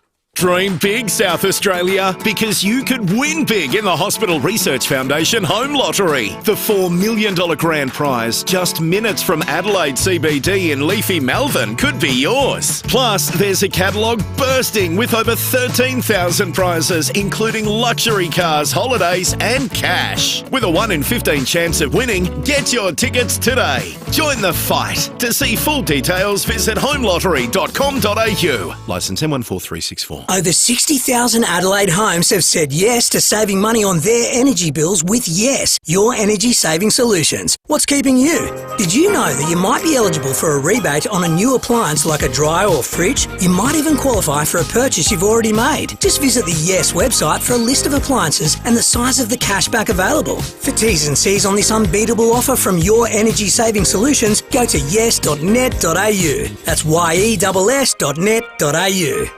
Australia's greatest sporting rivalry is back with the 2023 Ampol State of Origin Series. Witness the game's best players square off in the ultimate fight for state pride as 2 of the greatest coaches, Freddie Fittler and Billy Slater, go head-to-head. The Queenslanders' dominant performance last year saw them reclaim the shield, so the Blues will be out to deny Queensland another series win this year. Ampol State of Origin, it's Wednesday night, 31st at Adelaide Oval. Secure your tickets today, nrl.com/tickets. With even more NBN speed to more Australian homes, NBN is really made for more. More what, I hear you say? Well, more streaming. More gaming. And more working from home. Bye. Pretty cool, huh? To find out how you could enjoy a faster, more reliable NBN home connection, search NBN More Speed. Experiences may vary due to a range of factors. Celebrate 85 years of Nescafe and win $2,000 instantly. Purchase a participating Nescafe product and enter online for your chance to win. There's a winner every day for 85 days. Your morning coffee just got even better. T's and C's at nescafe.com.au. Breakfast on 5AA. David Penberthy and Will Goodings. The Cherry Amoda 5. State-of-the-art driving from 33k drive away with immediate delivery. Visit Cherry Glen Osmond. Stephen Rowe on 5AA Breakfast. We got him now. We weren't going to go a Monday morning without Rowie either. On a Monday, following a weekend that just promises so much for the future of our 2 sides here in Adelaide. Stephen Rowe, good morning to you. Pemma, Will, good morning. Well, if anyone was in doubt about the Crows' credentials as a genuine top 8 team, well, you know what they can do this morning? They can suck on a menthol. They went toe-to-toe with the Lions, who fought their A game. They had a fair dinkum crack. Okay, they kicked inaccurately. The Crows have now won against the Lions, top 4 team. They beat Port, they're second on the ladder. Lost to Collingwood by a point and smoked St Kilda, who are 5th. Now, okay, the Bulldogs game was an outrider, but they are now, in my eyes, a genuine top 8 team. No question about that. Close the book. The way they play. I'm not going to play Can You Feel It, because the death threats have now started to get some credibility about them, and that is scaring me. But wow, oh boy, how exciting is this young group? They're just great to watch. Watching it on TV, I think Jonathan Brown said when they're on, they're his favourite team to watch at the moment. I mean, you put them up there. Well, I mean, people say that rightly about Collingwood, but when it all clicks like 100. It did yesterday, they are a very pretty team to watch. Yeah, and look, start of the year I was optimistically hopeful. That was the word I used on the sports show. That's now growing. Now there is more than hope. There's genuine chance of a top 8 finish. It's the way they go about it, and Campo's been a really good lesson for me sitting in the commentary box with me. It's not the win or the loss, it's how they're doing it. Now, in a game previously, when challenged and teams get what we call momentum, 6, 7 goals, bang, closed the book last year, you've lost the game. But they have 1 or 2 good quarters or patches of quarters. This team now, with the class they got by foot and the fact that they can win it from the opposition and get it back off them, they can now stop or halt momentum, but not only do that, they can do it the other way. That is a genuine 8 team. That was the last piece of the puzzle for me they needed to tick. They're doing it, and full credit to Nixie and this young group. Yeah. Goodness me. Well, I mean, that Rankin goal, the Rochelle goal, they're infectious. They're just, oh my God, I went bunter yesterday. Yeah. Or probably at the umpires, but anyway, it was fantastic. Yes, that might be the subject of further attention. Rowie, though, Port winning at the MCG particularly against a huge side with a massive local following in Richmond, never easy, and Richmond had a lot to play for this week, but they're getting the job done over and over and over, Port, aren't they? Well, we're all talking about the Crows. The story is this, Bob. Port have won 8 straight. They beat the Tigers by 10. They've won 6 games now by less than 14 points. They're finding a way. They sit outright second on the ladder, and they're playing what we all call finals footy. Now, what does that mean? That means when you're challenged, you can score. They've got a bona fide premiership midfield now, and I don't know whether anyone's used those words. Rosie, Butters, Wines, Horn Francis, well, there's 2 of them, Drew, and then Boki to come back in.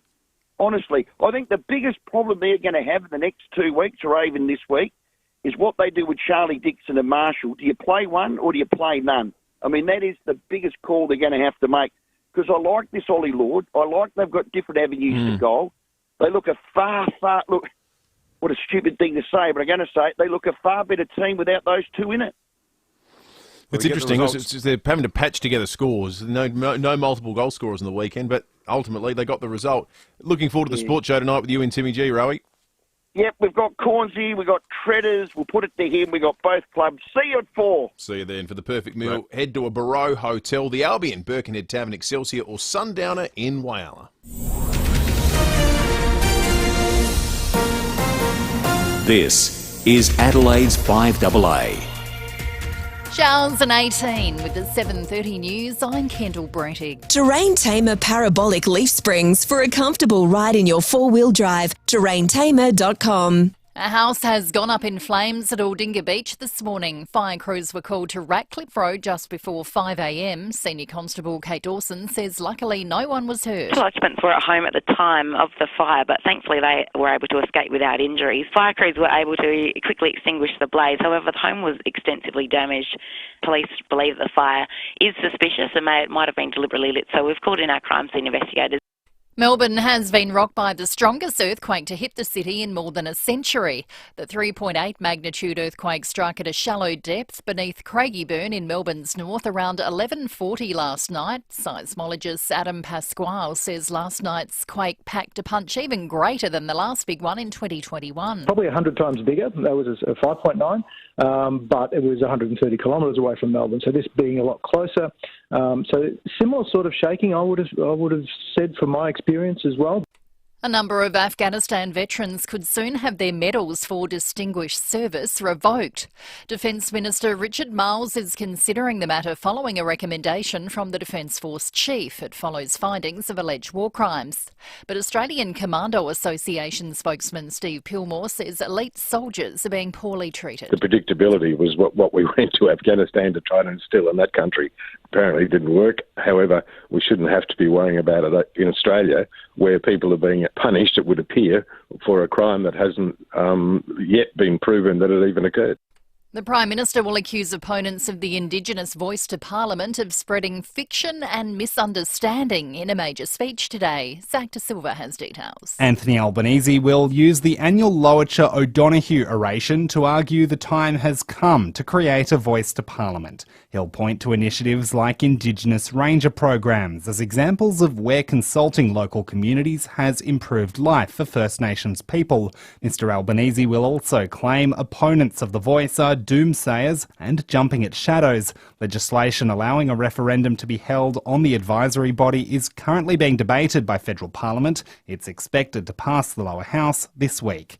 Businesses say the federal government's proposed changes to gig economy laws fail to recognise the flexibility of the sector. The government's second wave of industrial relations reforms looking at granting workers the ability to take leave and breaks.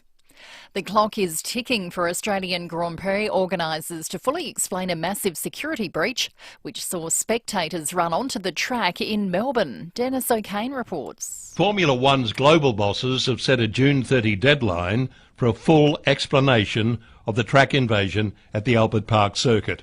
A review has been looking into what went wrong, which could have had disastrous consequences not only for the drivers but for the invaders themselves. Possible sanctions could be imposed, including fines and stricter security arrangements at next year's race.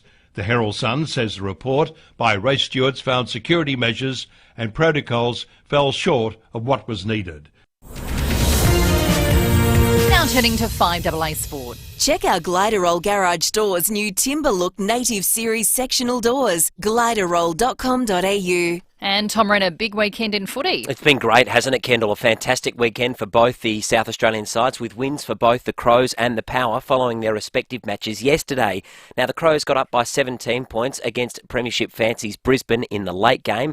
That sees them jump up to 7th on the ladder, while the Power are now 2nd after a club record equalling 8th win in a row against Richmond. And there was one other game yesterday with Collingwood beating North Melbourne by 35 points. Pies coach Craig McRae says Roos fans still have plenty to look forward to despite yesterday's loss. They're one of the better stoppage teams we've played this year. You know, you got Goldstein down to Greenwood. That's a great combination, and you know, the young guys coming through there. There's some exciting signs there for North. Aussie Jason Kubler is into the second round of the French Open following a 5-set win over Argentine world number 137 Facundo Diaz-Acosta. A bit tired at the moment, but obviously very happy to get through. You know, to have another 5-set victory to my name is pretty special and something I'll look back on for sure. Outstanding result. Also, what about this? A brilliant win for South Aussie Thanasi Kokonakis, one of the best at Grand Slam level. He beat 20th seed Dan Evans in straight sets, while on the women's side it was mixed results, with Storm Hunter having a win, but Kim Birrell lost in 3 sets. Briefly, elsewhere in the Formula Ones, Max Verstappen has made it 3 wins in a row after taking out the Monaco Grand Prix, while in the English Premier League, Leicester and Leeds have both been relegated after the final day of the season. And that's the 5AA Sport. Now to the traffic. Worried about cheap insurance? Who offers great value cover you won't regret? Amy does. Before buying insurance issued by Amy, read the PDS and TMD at amy.com.au and consider whether it's right for you. Damp roads to the driving today after overnight showers. Also light fog on the freeway above the tunnels. Take it easy through there. Elizabeth East, smash on Main North Road near Midway Road. Happy Valley, car rollover on Raynell Road at Mark Street, just near the Vines Golf Club. And Glen Osmond, car on fire, Port Rice Road near Glen Osmond Road. Busy South Road at Edwardstown with a camera, Cudmore Terrace at Hindley Beach. Looking for the perfect snack? Try Porto's new chips and strips, 2 crispy chicken strips and snack chips with your choice of dipping sauce, just $5. Grab yours from a Porto today. Adelaide's most accurate traffic on 5AA. See any issue firsthand with AutoCam. Real-time video, direct to you from your Automaster's technician. Showers and 18 today, a shower or 2 tomorrow, also 18, and then partly cloudy for the rest of the week. Temps in the low 20s. At the moment, 14. More news as it happens on 5AA. Breakfast on 5AA. David Penberthy and Will Goodings. Book a test drive of the incredible Cherry Motor 5 today. Visit gocherry.com.au. 22 minutes to 8. John Blake coming up before 8 o'clock. Then after 8 today, we've got breaking at 8. And unfortunately, we won't no Lucy Movie Bowl this morning because she is off this morning, but we will pursue that a little bit later in the week. We certainly will. We've got an excellent category as well this week to unveil. Mentioned the road toll earlier. You know, it's unbelievable. Hard to process this, and every single one of these statistics is a human being or was a human being. It's just the grimmest story in South Australia right now. It's almost double what it was last year. This time last year, 33 people had died on the roads. This year, 57. It's a 24-person differential, and another 4 lives were lost in the space of 24 hours over the weekend, including the tragic death of 19-year-old Poppy Crozier. So many of the people who've died have had decades of life ahead of them, and to have that robbed by stupidity or a moment's inattention is just totally unacceptable and, in most cases, avoidable. Superintendent Darren Filkey is the officer in charge of traffic services for SAPOL, and he joins us on the line now. Superintendent, thank you so much for your time. It must be, I saw that video that some of the coppers at Police Media did a few weeks back, where they reenacted what it's actually like to walk up someone's driveway and knock on the door of a parent and tell them that their kid's been killed in a car crash. It must be, you guys must have heavy hearts dealing with this all the time. Yeah, good morning, David, and thanks for having me on. Yeah, well, no, absolutely no doubt. It's one of the roles that police have. It's not a nice role, and I can almost guarantee you 100% it's a role that we would actually be happy to give up and never have to do. But unfortunately, yes, as you've mentioned, we've had an increase in the lives lost on the roads this year, and we do have our police have to go and deliver those messages to family and friends, and basically change people's lives forever. Yeah, yeah. In terms of the crashes themselves, I know we probably can't get into too much detail about anything that happened over the weekend, but so many of them are completely avoidable, aren't they? Oh, very much so. We would say that every death on the road this year has been avoidable or preventable. And we talk regularly about the fatal five that we look at around distraction, drink and drug driving, speeding, seatbelts, and dangerous road users. And this year alone, out of those 57 lives lost, over a third of those lives lost have been because of dangerous road users, and about a quarter of them around distraction. So you can see immediately, if people take some more responsibility and do the right thing on the road, we can have a significant impact on how we can reduce the lives lost on the roads. Are we almost at the point now where you guys are in a position to agitate or advocate for some dramatic change? Things like, when I say dramatic, I mean things like speed limit changes or road rules changes, things beyond advocating for better attention and safer road use, that people, almost need to be saved from themselves.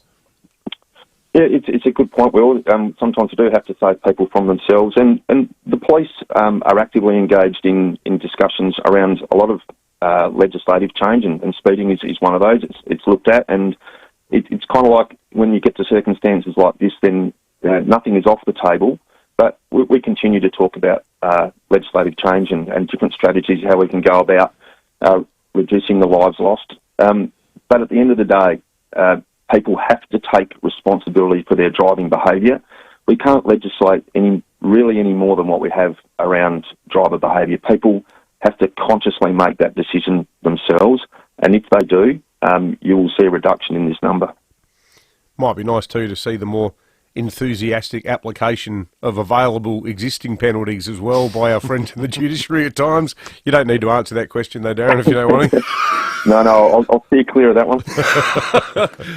Yeah, well, I don't know. I mean, I just, it's just maddening, and I don't, for the life of me, see how it can have increased so much in such a short space of time. You look, it could be complacency. I mean, we did have some lower years, and that did coincide with COVID, I think, in relation to how many people were using the roads, etc. at the time. But, we've got vulnerable road users too that are a high representation in our figures this year. We've had a total of 17 motorcyclists and pedestrians form part of that lives lost number. So people have to ride and drive with the conditions. They have to be aware of where they are. So we've had an increase in that vulnerable road user part of that lives lost figure as well. And the other part is, and all of the lives lost over the weekend were all in that the rural, regional environment. Yeah. We do have a significant number of lives lost in rural and regional South Australia. There can be a number of reasons for that. There's higher speeds in some of those areas. There's maybe more risk-taking on the part of some of the drivers given the nature of the environment and where they are. But again, it's the people who live in the regional areas that really need to concentrate on their driving, because our statistics will tell us that they're very much overrepresented in that lives lost toll. This might be difficult to quantify, and if so, maybe you can just give us a sort of your sense, Darren. But in those regional incidents, what proportion of them involve overtaking? Well, I don't have that information directly. Does it feel in like front of me. that's the primary manoeuvre that's leading to these sorts of things, or is it a range of things? I think it is a range of things. It's hard to pinpoint that it's all about overtaking. Sure. I mean, speeding is a significant cause of crashes in regional areas, and I think I might have mentioned, and that's the nature of the speeds that are allowed on some of the roads. We think that the double fatality in the far north last week with speed was definitely a factor. Nothing to do with overtaking there. Okay. And distraction itself is a big thing in relation to driver behaviour. And we bang on about phones, and we talk about what people should be doing while they're driving in terms of concentration. So it's a bit hard to pinpoint that it's all about overtaking. That might be a factor, but there are other factors at play as well. Well, it's an issue that, sadly, based on the statistics, I mean, it feels like every day we come in, sometimes it's yet another death. Hopefully we don't have to hit you up again for another interview, Darren. Superintendent Darren Filkey, the officer in charge of traffic services. Thanks for that. I wonder if you could be the road czar for a day and come up with a dramatic fix, your one job was to lower the road toll, what would it be? Well, look, I don't want to sound like a broken record. I know what yours would be. Well, I think the communities would be. The communities would be take the real hardcore idiots off the roads. Just get them out of the equation, and that should mean if you repeatedly show no interest in abiding by the road rules, you go to jail. One in three were dangerous driving behaviours. Superintendent Darren Filkey just told us 1 in 3. You've watched RBT. The staggering thing about RBT is the pathetic penalties that not exist but are applied for people who are just out there off their chops on meth, just blind drunk. Like so often they get non-custodial. Almost always they get non-custodial sentences for it.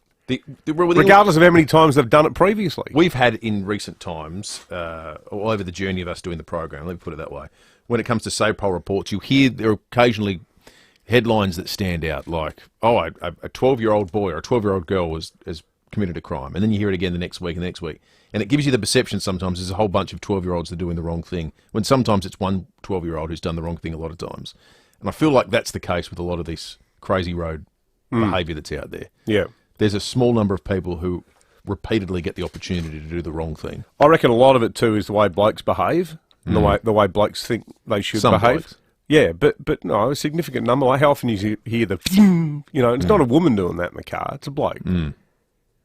Now, with my son Saturday afternoon in that car park, I said, Jim, I'm going to give you the same lecture my dad did 40 years ago. This car is not an extension of your masculinity. No woman has ever slept with a man on account of seeing him do a burnout. Now, if you want to bag a chick, there's plenty of other ways to go about it. But this car will not help you to that end. All we have to do is keep this thing on the road, not hit anyone, and not hurt ourselves. But it was interesting, just reminded me of what it's actually like the first time you get into a car. We're driving around this car park together for an hour, and even just coming to grips with steering, that you can't hold the wheel and just turn your body left, right. You need to feed the wheel through your hand. Like, that's not a very intuitive skill when you first get into a car. And there were a few times where Jim's moving the car, and I'm thinking, hang on, mate, you just got to go a little bit more right there because you're going to stray into those posts. Operating a car, it's a bloody big responsibility. It's not an easy thing to do. And we think it's easy. You get in the car, you don't even think about it. Well, you're driving around in this, steel rectangle at 60 kilometres an hour. That's quite a serious thing to do when you think Familiarity about it. breeds complacency, doesn't it? It does. Andrew's called in. Morning to you, Andrew. Good morning. One thing, David, you haven't mentioned, help get these idiots off the road, like New South Wales, straight away, double demerit points. Why don't you ask the Premier next time about it, David? Yeah, well, I don't know. We've asked the Commissioner about it, and he's in two minds about whether double demerits actually necessarily work or not. But it's worth exploring. Lots of text coming through on the Dutton's text line as well. Guys, you can't regulate stupidity. The government tried, but it doesn't work. The judiciary need to stop being so pathetic. Thank you for that. Simon in Tanunda says, humans, especially males under 30, believe they are bulletproof. History proves this. Andrew in Blackwood says, I agree it's human error, but we're also fallible and make mistakes. Like guards on machinery, we need to keep employing intelligent road design to minimise the human factor. And one here from David, I actually think this is a point well worth exploring. It doesn't help the situation that the previous state government dismantled the Motor Accident Commission to save money. Are we not getting the message as forcefully as we once did? I think, as the superintendent just told us, everything should be on the table in this conversation at the moment. So that's something worth exploring as well.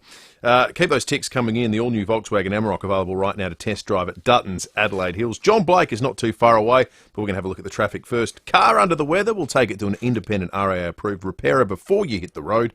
T's and C's apply. Thanks, Will. Got damp roads this morning after some overnight showers and also some light fog on the freeway above the tunnels. Look out for that on the drive-in. Glen Osmond, you'll find a car on fire this morning. Port Rush Road near Glen Osmond Road, and Happy Valley car rollover on Raynell Road at Mark Street. That's just near the Vines Golf Club. Busy at the moment, South Road at Edwardstown. Slow for works at Woodville Road near Bower Street, with the camera at Tapley's Hill Road at Glenelg North. Don't miss Australia's biggest mid-year golf sale on now for a limited time at Australia's biggest Drummond Golf. Shop in-store or online at drummondgolf.com.au today. Adelaide's most accurate traffic on 5AA. I can't believe I'm saying this. Buy urban bathrooms and kitchens may not be for everyone. Oh, look, if you're happy with a flat-pack kitchen, things not lining up and not looking like you thought it might, that's okay. And if millimetre-perfect craftsmanship and service of the highest standard is not your thing, that's okay too. But if it is, buyurban.com.au, Adelaide's home renovation experts. Now, don't let the name fool you. Adelaide Direct stationers may be all Adelaide and very direct, but they're much more than just stationery. Yeah, they're a through-and-through South Australian-owned and operated family business, serving our largest businesses for over 25 years. They're one of SA's largest suppliers of tech products, and they include washroom products, PPE, workplace health and safety gear, office furniture, food, snacks, beverages, and so much more. Whatever you need, they've got it, and they'll get it to you faster than you can say please, with same-day, 2-hour express delivery. You heard right, same-day, 2-hour express delivery. And what about the range? Head online to browse more than 30,000 products and get them delivered direct, quick as a flash. Visit AdelaideDirectStationers.com.au. Ham made from Australian pork has to meet Australia's strict quality controls and standards. And while that means us farmers have to jump through hoops, I reckon the taste's worth it. So for true Australian quality ham, just pick a pack with a pink pork logo. Car, bus or truck window smashed, cracked, scratched or chipped? Call Complete Windscreens. For over 40 years, this family-owned SA company have given motorists a clear view of the road ahead with their 24-hour windscreen repair and replacement service. No one does it better than Hayden and Lindsay Dean at Complete Windscreens, which is the very reason you should tell your insurer you want Complete Windscreens on the job. You deserve the best, most reliable and cheapest. CompleteWindscreen.com.au. Winter is coming, but the forecast isn't all bad, as the Olympic Industries winter sale is on now. Expect strong savings across our entire range of sheds and more. Step out and grab a deal. Olympic Industries, built to last. 5AA Breakfast is streaming live right now. To watch, simply head to 5AA on Facebook or YouTube. Breakfast on 5AA. David Penberthy and Will Goodings. Test drive the Cherry Emoda 5 at Cherry Glen Osmond from 33k drive away with immediate delivery. Go Cherry. 7 minutes to 8. If you've ever been in a big earthquake, they had one in Melbourne overnight. They're bigger, not by global standards, not a big one, but they're biggest, close to the CBD for over a century. If you've been in a big one, after 8 o'clock, your chance to win a $100 Drummond golf voucher on 5AA Breakfast. We're going to find the 5AA listener who's been in the biggest earthquake. I reckon we'd have listeners who can remember 1954. 54 here, yeah. Or places they've travelled around the world and been in. Yeah, well, you might have been, I don't know, you might have been in Mexico in 1985. I know you were reading about 54 just then. Do you know how big it was? It was... Sorry to spring that on you. It was 5.6. Yeah. 3:40 a.m. in the early morning of March the 1st, 1954. 3.8 the one in Melbourne. That said, a lot of seismologists, you'll see them quoted in the aftermath of these things saying we get a bit too hung up sometimes on the number because the other factor that's hugely important is their proximity. Because sometimes they have a big number really deep under the Earth's surface, sometimes they happen really close. And so they can feel substantially different based on those sorts of factors. According to Wikipedia, 16 people were injured in 1954. No one died, but 16 people were injured. We're going to be talking earthquakes after 8 o'clock this morning. First, though, it's time for John Blake. Thanks to Aussie Fast Transport Solutions, interstate freight, distribution, warehousing and local Adelaide couriers. Call Aussie Fast, 13 13 64. At Home with David and Kate. Living at home with a great big family, a journalist and politician. Home with David and Kate. Nice chorizo sausage with cock of bean and crock monsieurs for breakfast. At home with David and Kate. Hey, Kate. Yes, Dave. We got an all-staff memo the other day. Oh, yeah. Yeah, we're not allowed to take drinks into the studio anymore. What? Well, not unless they've got a lid. What about tea and coffee? Yeah, they've supplied us with FIVEAA breakfast cups with lids on them. Oh, really? Yeah. Why? Some idiots obviously spilt their drink on the panel and ruined it for the rest of us. Oh, okay. It's not waterproof. Oh, no, if you spill liquid on the panel, then it's... What happens? Oh, well, obviously liquid when it gets into the integrated theta switching... Well, you know, if you spill liquid into the panel, it causes all sorts of troubles with the remote switching module integration of the digital readout mechanisms. What do they do? Oh, well, they do all the modulation amplitudes to transmit the undulating oscillator signal.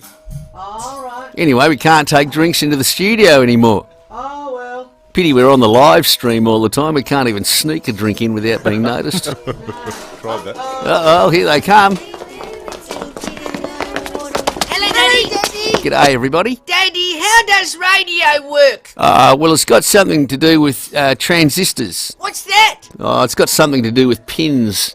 What sort of pins? Oh, well, it's the head of a pin, because they always talk about how many transistors you can fit on the head of a pin. Huh? And the more transistors you can fit on the head of a pin, the better it is. Why? Because the smaller they are, the more you can... What, Daddy? I don't know, but I've just realised why people think radio announcers are a bunch of pinheads. At home with David and Kate. Oh, I got a flashback listening to that. You've had moments early in your career when you're at a job and you just stuff something up horrifically badly and you just want the world to swallow you up. I was doing an overnight shift here. It would have been 16 years ago, I think. I don't know, 23, 24, one of my first ones. And I got to go at 2 a.m. in the morning. There's no one else in the building. You didn't have a producer. It was literally just you in the studio answering the calls. You do it all. Really? Yeah. And I had a whole glass of water. Shiraz. And as I was... No, don't worry. Shiraz has been spilled in here before. It wasn't me. And I tipped the whole thing into the... Oh, no. Into the panel. And all the buttons stopped working. Oh, my God. And I'm on air, and there's no one else in the building, and I'm trying to do a conversation, and I'm So mopping you up cooked it, stuff. so it was like, just stopped working. The buttons on all the side that let you go to ads and so forth. Then I had to change studios in the middle of the show, and I just thought, oh, my God, this How will could you be change my last studios night. if you were the only one here? Did you Did you have to have dead air play for 30 a song seconds? or something or other, or conveniently get a listener to tell a long anecdote? Well, goodings, it's 2:19 a.m. Let's listen to Dire Straits, Telegraph Road. You're on while I episode- spend the next 9.5 minutes trying to get this you-know-what show back on the road. And I just knew for that 6-hour shift, thinking the worst of it to come was going to be having to tell the techs that I'd blown up the studio.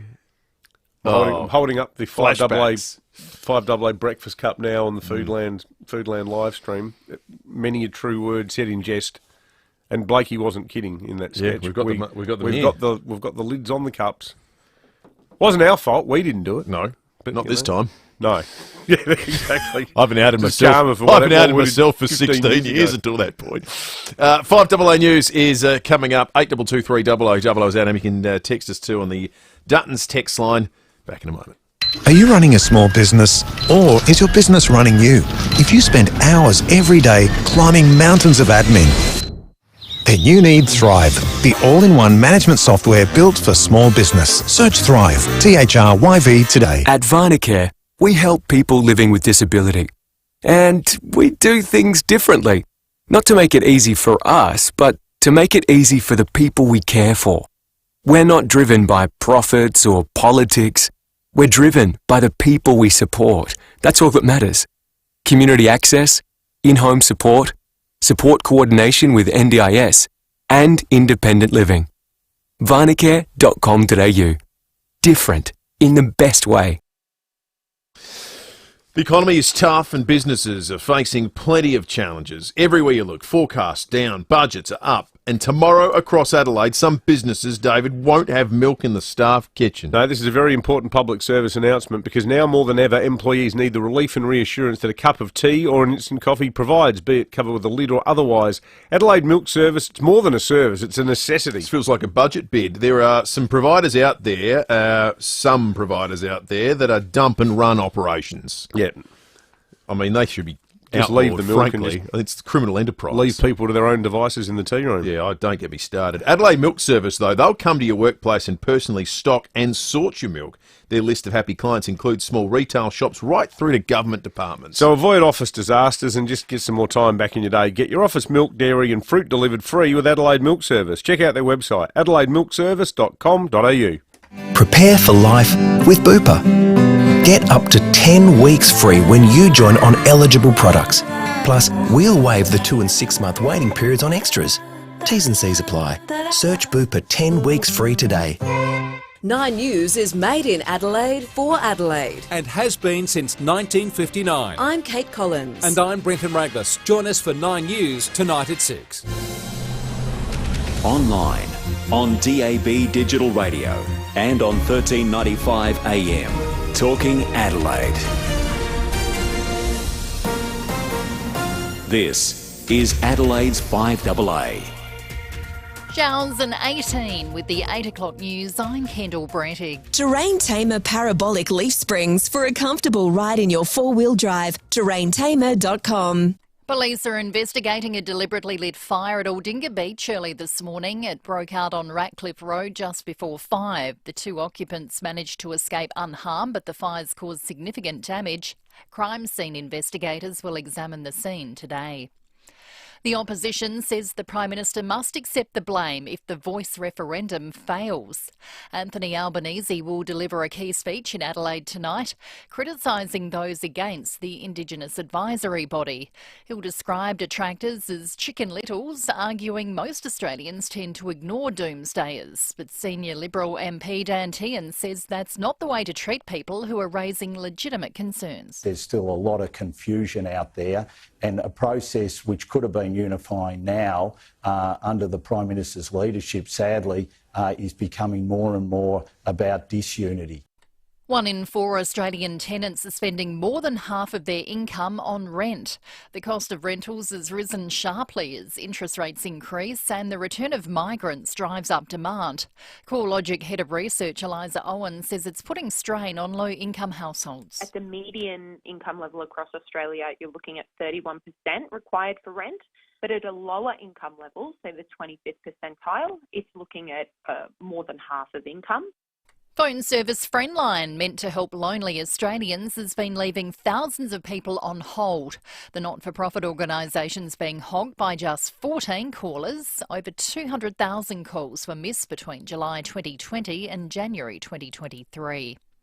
Turkey's president's narrowly won an historic runoff election, extending his 20 years in power. Edward Godfrey has more. Recep Tayyip Erdogan has been declared the winner of the Turkish election, extending his leadership into a third decade. The election board announcing he'd secured 52% of the votes, defeating opponent Kemal Kılıçdaroğlu in the two-man race. This was a runoff after neither candidate secured 50% of votes in the first round. It's been called the most important election in a generation for Turkey, with Erdogan accused of running an increasingly authoritarian regime. He's previously changed the rules, allowing him to remain in power. The economy is in turmoil with inflation out of control, and parts of the country are still reeling following the earthquake disaster. The outcome of the election is expected to be felt beyond Turkey's borders. Vladimir Putin, among the first leaders to congratulate Erdogan, saying the result was clear evidence of his efforts to strengthen state sovereignty and conduct an independent foreign policy.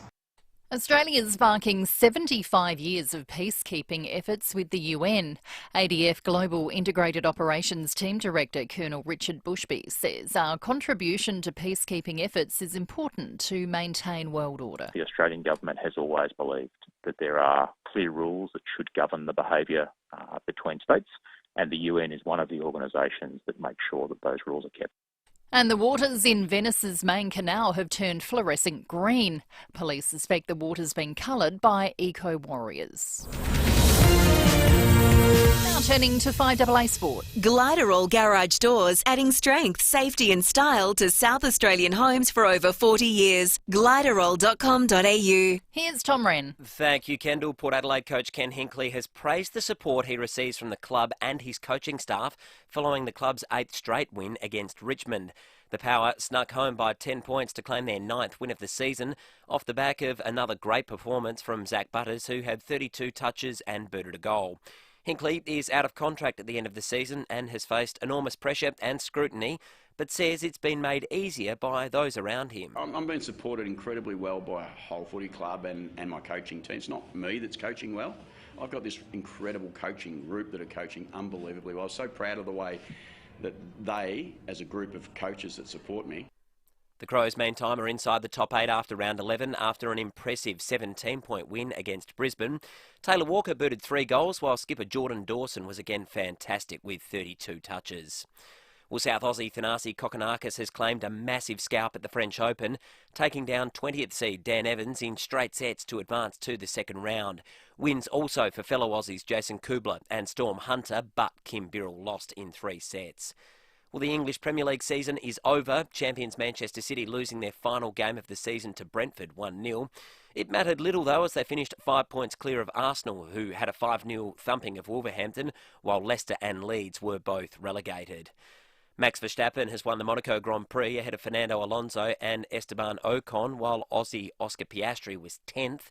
And the Boston Celtics could create history by becoming the first ever side to come from 3-0 down in a series after forcing a deciding Game 7 against the Miami Heat. The Celtics were down 3-0 in this series but have won the last 3 straight, including yesterday's Game 6, 104-103. And that's the 5AA Sport. Now checking 5AA traffic. Worried about cheap insurance? Who offers great value cover you won't regret? Amy does. Before buying insurance issued by Amy, read the PDS and TMD at amy.com.au and consider whether it's right for you. Roads are damp this morning after some overnight showers. We also got some fog on the freeway above the tunnels. Look out for that. Glen Osmond, car on fire at the moment. Port Rice Road near Glen Osmond Road. Happy Valley, car rollover. Raynell Road at Mark Street, just near the Vines Golf Club. Busy at the moment. South Road at Edwardstown. Slow for works at Hindmarsh. Port Road near George Street. With a camera at Jetty Road at Larks Bay. Feel like a coffee? Enjoy a freshly ground barista-made quality coffee from OTR. Order on the OTR app and it's as easy as click and collect. OTR. Making life easy. Adelaide's most accurate traffic on 5AA. See any issue firsthand with AutoCam. Real-time video, direct to you from your Automaster's technician. Showers and 18 today. Tomorrow a shower or two, also 18, and then partly cloudy for the rest of the week. Temps in the low 20s. At the moment 14. More news as it happens on 5AA. Breakfast on 5AA.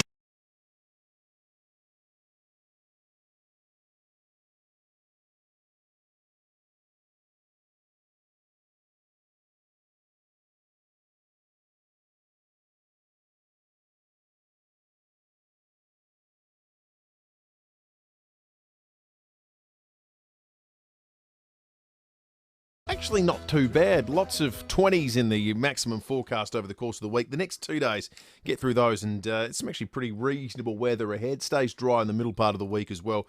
So it's not too bad a start. Certainly not too bad a start if you're a football fan. Make sure you tune into the sports show tonight. Lots of good news to talk about from the Crows and Port perspective after 2 really important statement-making wins on the weekend. Coming up in a moment, we'll have Breaking at 8. Behind Closed Doors is not too far away, and there's been some big news in the world of television. We'll bring you to that to you in just a moment. Well, there's a very interesting ad in the recruitment section of Saturday's Advertiser saying this: a rare opportunity has arisen for the appointment of a new Director of Investigations. Now, the position is at the Independent Commission Against Corruption. Now, ICAC was in the news for all the wrong reasons last year over its, what you could say by way of understatement, was an investigation with major shortcomings into the former Chief Executive Officer of Renewal SA, John Hanlon, a man of impeccable character who you could say was unfairly and baselessly hounded by the ICAC. The resolution of that case is still not quite resolved because there's a very good chance he's probably going to get compensation for the ordeal that he went through. Now, one person who was criticised in court over aspects of that investigation was Andrew Baker, who was the director of investigations. Now, we don't know, presumably ICAC doesn't have two directors of investigations. It's one of those sort of top dog positions that's only ever held by one person. So we are sure that he is no longer in that role. There's no public revelation around how or why he went. He may have just resigned. He may have been told that his contract wasn't going to be renewed. But it looks like the man who was central to the Hanlon case, remembering that there were allegations in court that parts of the John Hanlon investigation were in breach of international law, and that some of the people that they were trying to interview in Germany didn't want to have anything to do with them. And there are also criticisms of how much money was spent on a trip which Mr. Baker was part of. Total cost of about $20,000 travelling around Germany, including a couple of days off as well. $20,000 being $5,000 more than the amount of money which Mr. Hanlon was wrongly accused of having misappropriated. Anyway, Andrew Baker, it looks like he is no longer the Director of Investigations at ICAC. You can never really find out too much about the inner workings of ICAC. ICAC would say that's exactly the way it's meant to be. But if you're someone who has a background in policing and the law, then, as the ad says, a rare opportunity has arisen for the appointment of a new Director of Investigations. You might want to throw your hat in the ring. 11 minutes after 8, some big news in the world of breakfast television. Before we move on, just a bit of news from me. I've decided to hang up the boots as co-host of Sunrise after nearly 21 years, over 5,300 shows, and Nat, stop it. And almost 16,000 hours of live TV. It's time to work some business hours, I reckon, and have a bit of flexibility to focus more on Lib, our very big family, as you know, our family business, and frankly, my footy club as well. So after 20 consecutive premierships in the breakfast TV ratings game, I'm frankly finding it harder to get off the ground to take those specky marks, and I reckon it's time to bring through the next generation. Let me tell you, I don't want to be a list clogger. You know, I started here before Facebook, before Instagram, before Twitter and iPhones. Yes, that's how old I am. And I have loved every single minute of it. And I'm incredibly proud of what we've achieved here over the last 21 years. I've been privileged to experience so many great adventures, to meet so many incredible people, and to cover so many moments of history in the making. It really is the world's best job. I'm going to miss working with the entire Sunrise team, but particularly Nat Barretts and Dave Walters, who have been with me for virtually the entire time that I've been here on the show. I reckon I've spent more time with them than my family, and it has been an absolute joy. I'll miss you, the Sunrise viewers, who have energised me every single day and been so lovely every time we've met in person. Look, I know I'm going to miss it enormously, but Sunrise has always been bigger than any one person. It just seems right to exit stage left on Friday next week. I will do so with enormous pride and gratitude, and thank you for having me. Wow. So Koshy stepping aside just moments ago made that announcement on Sunrise this morning. So Friday next week. I like then in his farewell comments when he inadvertently said, "I've been part of history in the making." He can't even get through a sentence without quoting the Port Club song. Well, the whole thing was laden, and he did stop while he's top because he's smashed it in the ratings. It's been a remarkable run of success. Absolutely dominant. Absolutely dominant. It is an incredible to think how much has changed in the world in the time that Koshy's been hosting that show. Getting up, working those hours, and doing that, it's a remarkable feat. I don't know how he does it. Like, you know, because it's not like he just does the TV show. Like being chairman of a footy club, that is a full-time job in itself. Does that mean he's full-time at Port now? Is that what?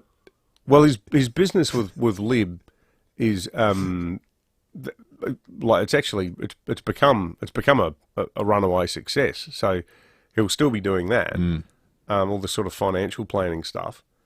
But I mean, anyone who's been involved in any of those football jobs, like, you're going to be nuts to do it. None of them get paid a cent.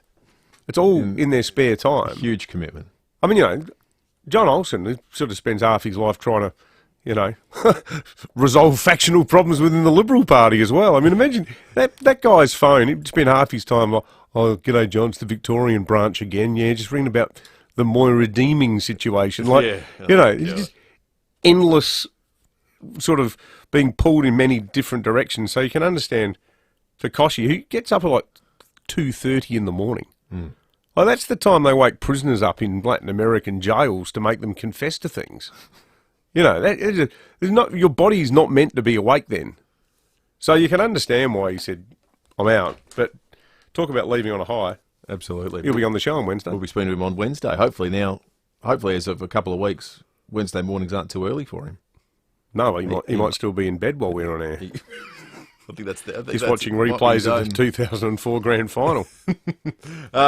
We have some news out of the United States too, as predicted at 7:05 this morning. We thought we would end up hearing from the US President regarding the debt ceiling negotiations.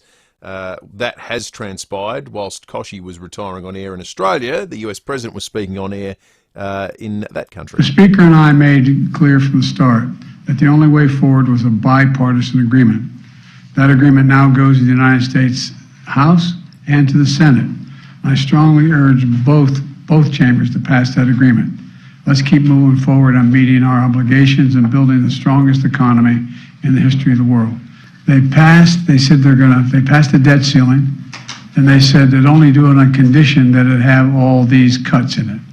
I said, I'm not going to do that. You pass the debt ceiling, period. I'll negotiate with you on the cuts. What you say, what's going to happen, what the budget's going to look like. That's what we are negotiating in order to get to them deciding that they're going to go along with a new debt ceiling, meaning that it's not attached. It's something totally different attached than was attached before. But if you want to try to make it look like I made some compromise in the debt ceiling, I didn't.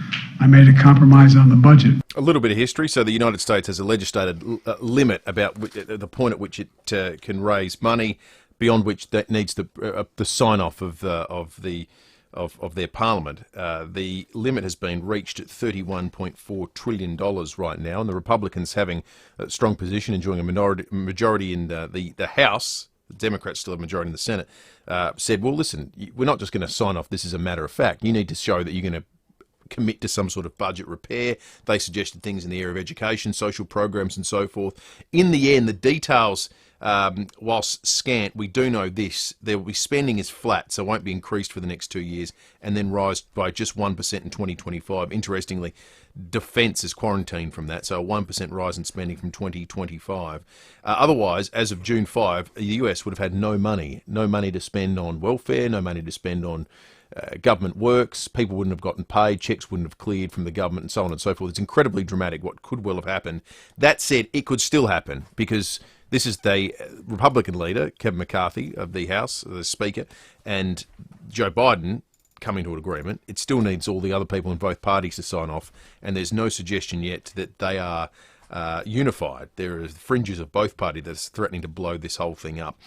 31.4 listening to him talk then, I wasn't listening to the content of what he was saying. I was listening to how he was saying it. And surely there's no way that bloke's running for president next year, because in all seriousness, and I'm not being ageist at all here, because age comes to everybody, but with that sort of meandering syntax where words trip into them into each other, doing a bit of it myself now, but I'm not the leader of the free world.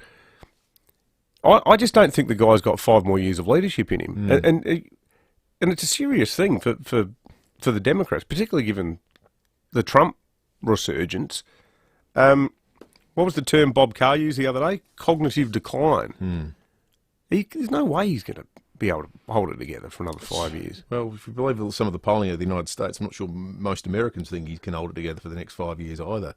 Interesting primary season for both Republicans and the Democrats coming up. The danger is too, because, there'll be a Beto O'Rourke, or Dems are going to nominate against him. The Democrats will make his age an issue during the primaries. Invariably. In case you're wondering how big $31.4 trillion is, I tried to find a nice, easy way to explain that to you. It doesn't exist. But this one was fun. $1 trillion wraps around the Earth about 2.3 times. The current debt of the United States would wrap around the Earth 84.32 times if you stacked up dollar bills to the value of $31.4 trillion. The other interesting little tidbit is that on planet Earth right now, it's estimated there is about $40 trillion worth of hard currency in existence amongst all currencies on planet Earth printed at this very moment. The US debt is reaching a point where it's greater than the sum of all physical wealth on planet Earth. It's insane, isn't it? It's just an extraordinary, man. As I say, it's not easy to wrap your head around sums that big. 20 minutes after 8, we're going to check traffic and come back with more in just a moment. Car under the weather, take it to an independent RAA approved repairer. Before you hit the road, T's and C's apply. Thanks, Will. Got some light fog on the freeway above the tunnels for the drive-in. Damp roads as well after overnight showers. There's a car on fire at Glen Osmond at the moment causing few delays. Port Rush Road near Glen Osmond Road. Paradise, there's a breakdown also causing delays. That's Darley Road near Lower North East Road. And we're quite busy at the moment, South Road at Edwardstown. Cameras, the Esplanade Semaphore and Goodman Road at Elizabeth South. Need some extra cash now? At Cash Converters, you can get cash on the spot in as little as 10 minutes. Head into your local Cash Converter store to find out more. Adelaide's most accurate traffic on 5AA. Rowie and Timmy G on the 5AA Sports Show. Gil McLaughlin, and with all these coaching episodes, I think there are people finding the scrutiny challenging at the moment. You better toughen up, because if you're going to take this job on, that's what's going to happen. If you take the money, you're in a privileged position. Rowie and Timmy G. My dad used to always say when you complain, so I'd complain about something. Would you swap places? With an AFL coach here, I'll swap you. Don't complain. 4 p.m. weekdays on 5AA. Winter is coming, and it's bringing heavy rain, gusty winds and roaring thunder. But the forecast isn't all bad, as the Olympic Industries winter sale is on now. Expect strong savings across our entire range, including sheds, garages, carports and verandas. So step out and grab a deal. The Olympic Industries winter sale is on now. Olympic Industries, built to last. Over 5,500 Adelaide businesses have said yes to saving money on their energy bills with Yes, your energy saving solutions. What's keeping you? One of the easiest ways to save is by switching out your old lighting to energy efficient LEDs. An on-site assessment can help to design the perfect LED lighting system for your business. And with rebates available, a full upgrade might cost as little as $33. For T's and C's on this unbeatable offer from Your Energy Saving Solutions, go to yes.net.au. That's yes.net.au. Now, Will, this is hard to believe. I struggle with it, always have. But bi-urban bathrooms and kitchens, they might not be everyone's cup of tea. If you're not fussed by sticky drawers, if you're not driven mad by looking at something that doesn't quite line up, if you don't appreciate millimetre perfect craftsmanship and service of the highest standard, well then maybe bi-urban bathrooms and kitchens is not for you. However, if those things are important and you would prefer living with a kitchen and a bathroom that you'll adore for many years to come, then you've got to speak with David Cox, Coxie, and his incredible team at bi-urban bathrooms and kitchens. And remember, it's not just about the amazing result, it's how you get there.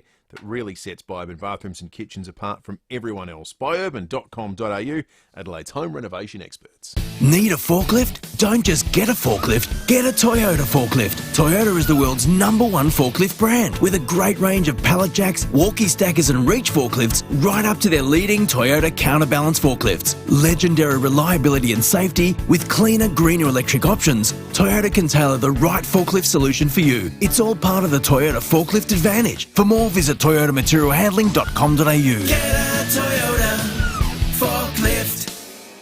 9 News is made in Adelaide for Adelaide. And has been since 1959. I'm Kate Collins. And I'm Brenton Raglas. Join us for 9 News tonight at 6. Breakfast on 5AA. David Penberthy and Will Goodings. Test drive the Cherry Emoda 5 at Cherry Glen Osmond from 33k drive away with immediate delivery. Go Cherry. 24 minutes after 8, behind closed doors, not too far away. We have a $100 Drummond golf voucher to give away. Grab your mates and check out the brand new Big Swing Golf Indoor Simulators at Drummond Golf Mile End. We've used it. They look spectacular. They book it out so you can have a few drinks and something to eat. It's get excellent. together with mates and play any course on planet Earth just about, or any of the big ones. I typed in 17th hole par 3 Pebble Beach and did my driving on that one. Kept hitting the ball into the Pacific Ocean. Earthquake in Melbourne last night. Here's how it played out on Talk Station 3AW in Melbourne. Susan, away from Disney. Excuse me interrupting you. We have just had, in the city at least, an earth tremor. Yeah, quite a large one too.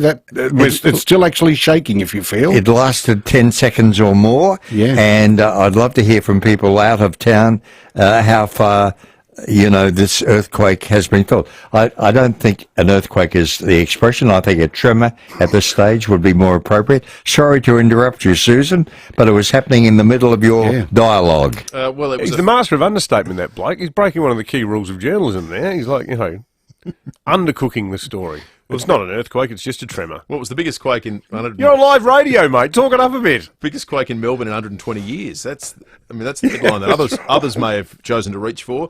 3.8 was how it measured on the Richter scale. The epicentre was near Sunbury, about 35 k's northwest of the CBD.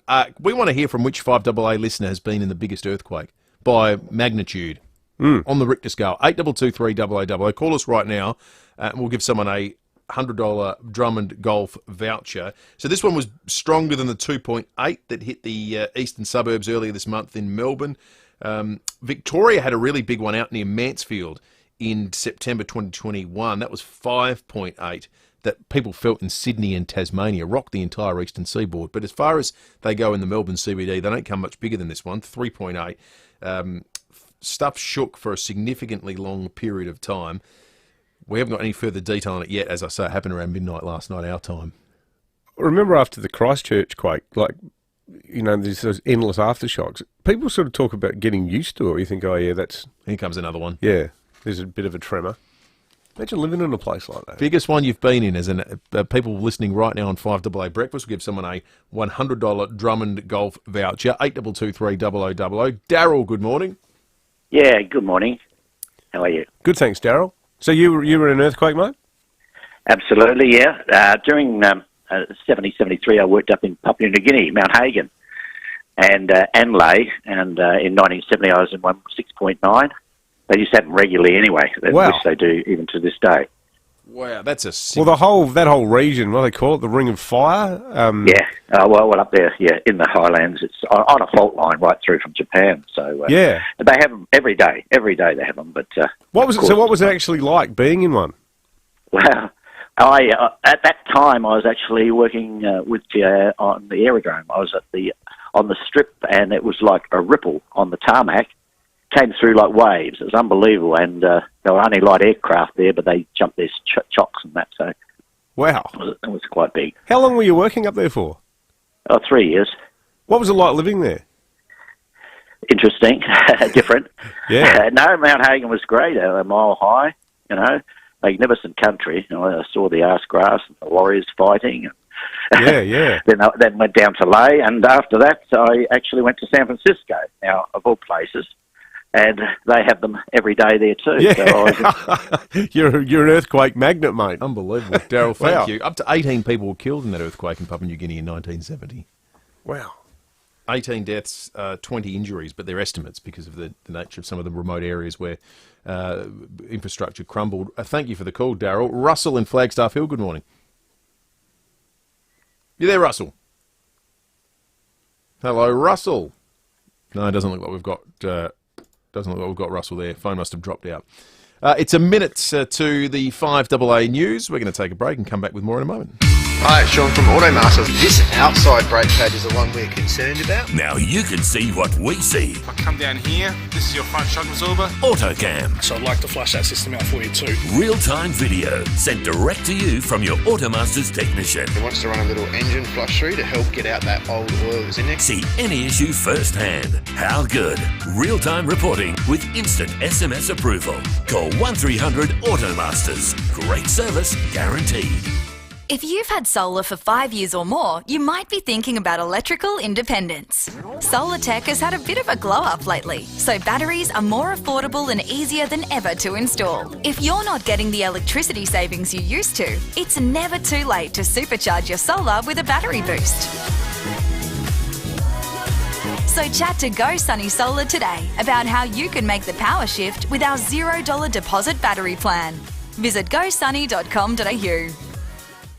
If you're all about getting out and about, well, check this out. Adelaide's best destination for all things caravans was already a big deal and recently got even bigger. That's right. Explorer Caravans have doubled the size of their showroom, which of course means they've doubled the size of their stock, and they've doubled the odds that they've got exactly what you're looking for. If you know what you want, you'll get your new caravan pretty much straight away. If you're still figuring it out, Dave and his boys have the years of experience to help you choose your ideal chariot. So for a massive range, great deals and expert advice, you can't go past this local family business. Adventure awaits at Explorer Caravans. Now bigger and better, head to 345 Prospect Road. This is Adelaide's 5AA.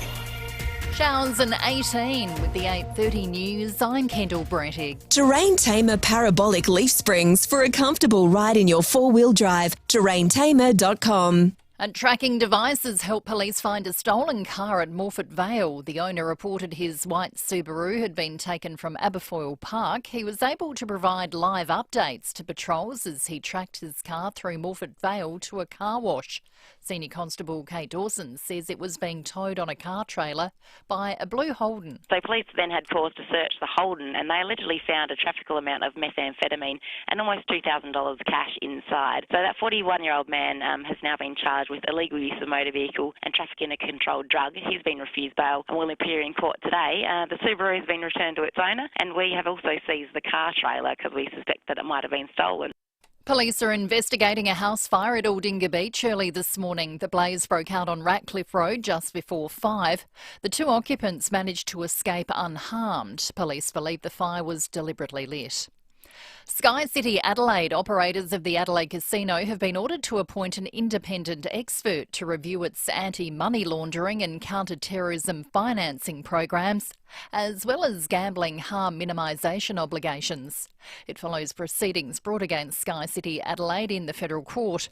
The Liquor and Gambling Commissioner will now work with Sky City in relation to the selection and appointment of the independent monitor, who will then report back to the Commissioner.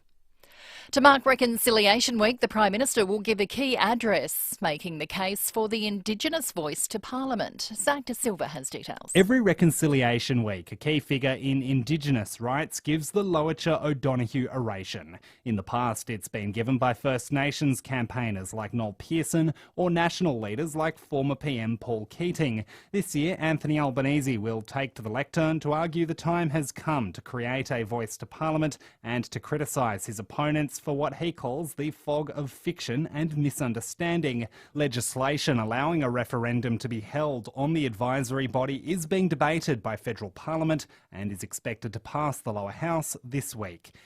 Australia's Defence Force Chief will come under scrutiny this week over his renewed bid to revoke medals from elite soldiers.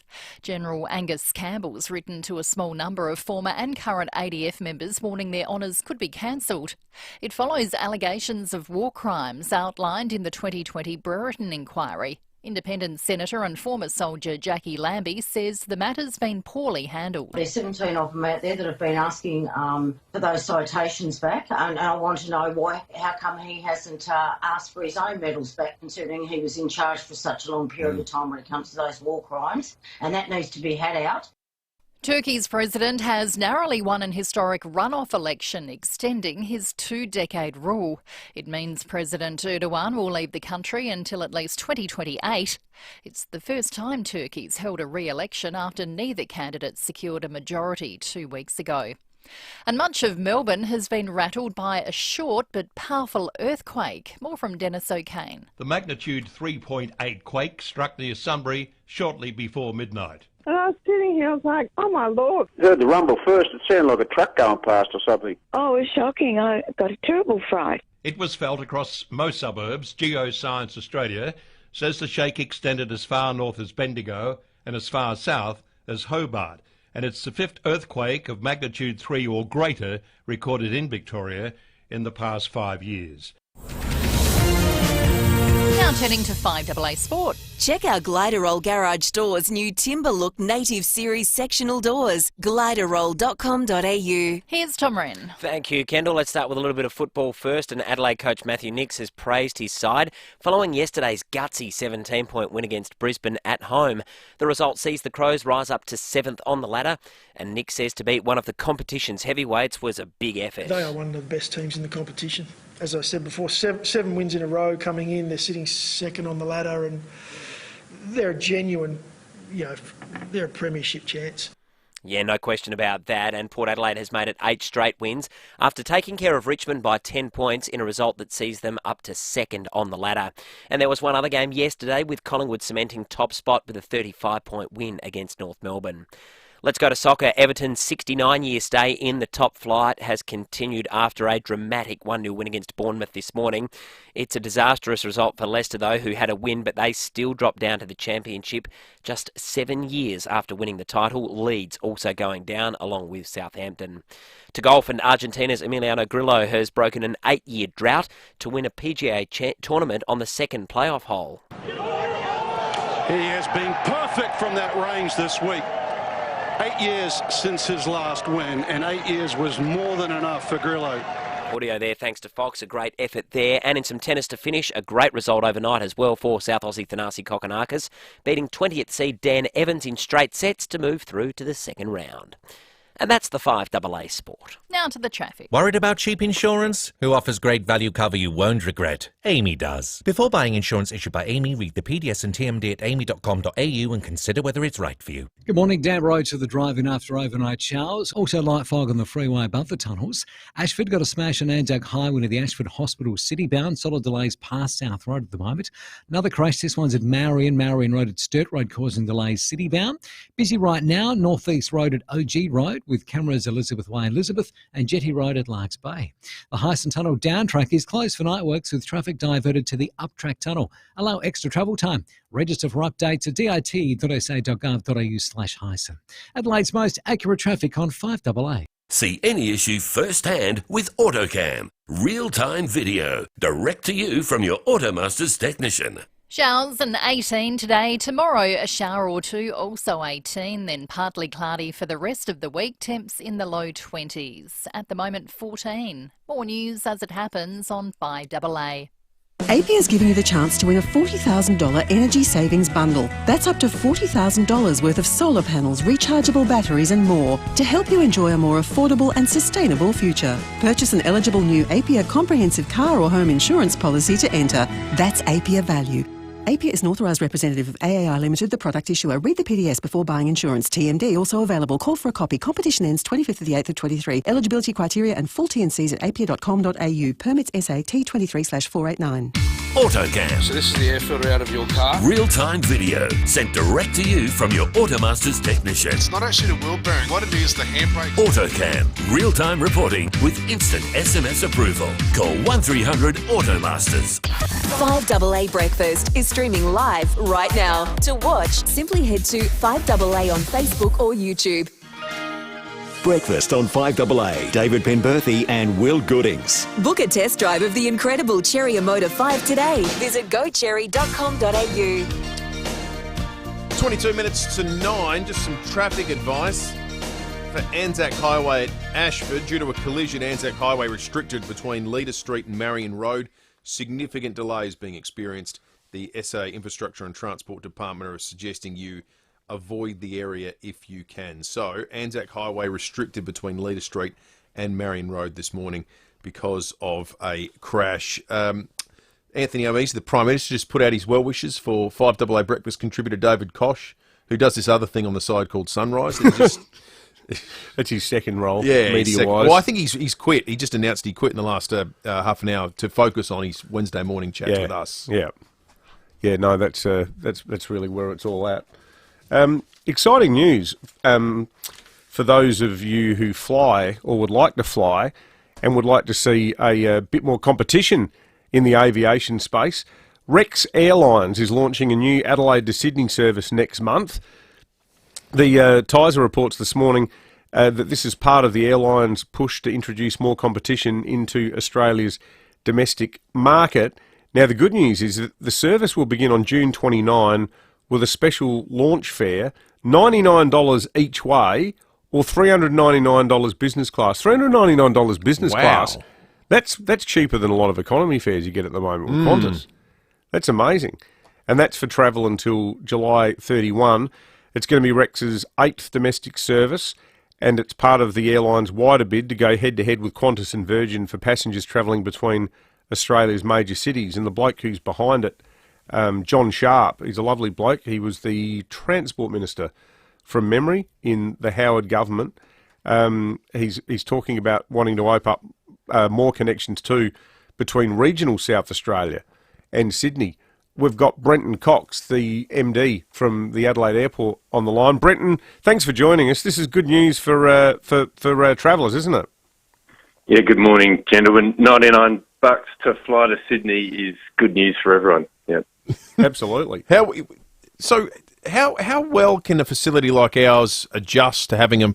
I mean, they're suggesting, Rex, that they have real ambitions to become a third domestic carrier here in Australia. Do we have the facilities to accommodate that? Yeah, we do, thankfully. I mean, that's one of the... We're still not quite up to our pre-COVID peak, so we've got plenty of capacity, and we've built some additional capacity during COVID as well. So, and this flight in particular, it's to some degree restricted by Sydney slot, so it's around a midday schedule, and so no, we can't get enough of this. It's good that they've gone straight in for a daily service, and we're definitely encouraging them to go more. They've got quite a broad regional network in South Australia and New South Wales, so not only does it help connect Adelaide and Sydney, it helps connect regional South Australia with regional New South Wales, and we want to see that replicate in other places as well. Their Melbourne service has been really successful. So they're only really fleet constrained at the moment because a lot of airlines are just finding it hard to get aircraft coming off production lines or from lessors around the place. Everyone's trying to get hold of those valuable aircraft. So no, this is a good move, and we hope to see even more capacity growth from Rex. And are they normal sort of passenger jets that they're looking at using? They are. Look, actually, I don't know if this is the case for this one, but their original fleet were those that came out of the Virgin administration. If you recall, that was one of the little disasters of COVID. So there are a few of those aircraft that were available. Rex, unlike probably a lot of airlines, doubled down during COVID and expanded their fleet and invested in building up their people and the like. So that they, in a sense, sort of took advantage of an opportunity during COVID and build up this network. So no, that's just like the aircraft are very, very similar to what you would fly on with the other major airlines. How susceptible is the airline industry, Brenton, from what you observed, to disruption that sort of manifests in cheaper ticket prices for people? Do they have the sort of margins that mean someone can come in and change the game, or are we unlikely to see anything dramatic as a result of increased competition?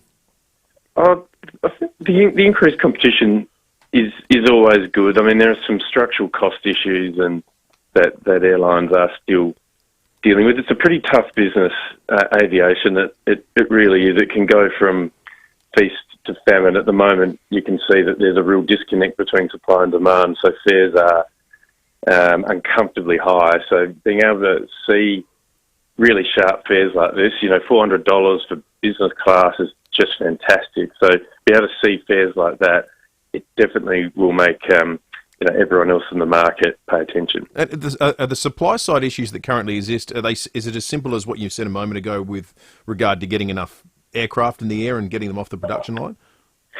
It's unfortunately sort of layers more than that as well. There's definitely delays in production of aircraft. There's also still quite large delays in mechanical parts, and in addition, there's skill shortages at most levels. So, pilots are the fairly obvious one, but also crew and under-the-wing ground handlers. So different airlines, different aircraft type, they all have different crew and skills requirements.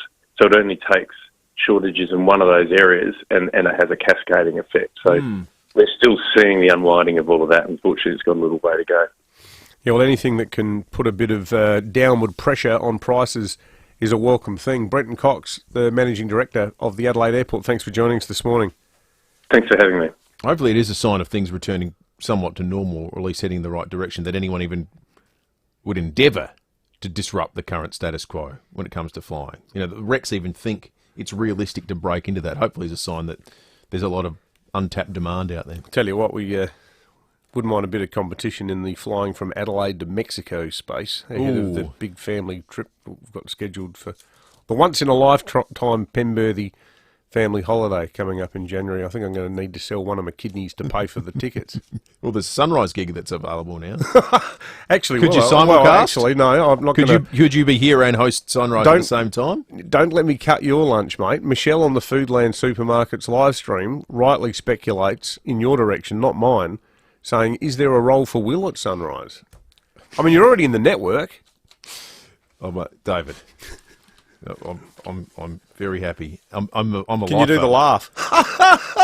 You know what? Do you need to be able to laugh like Koshy to do it? I sort of, what do you call that movement? I'd like to see you coming in at Sparrow's Fart to jump around with a cash cow every morning. I think it'd be right up your alley. Do you reckon that's me in my wheelhouse?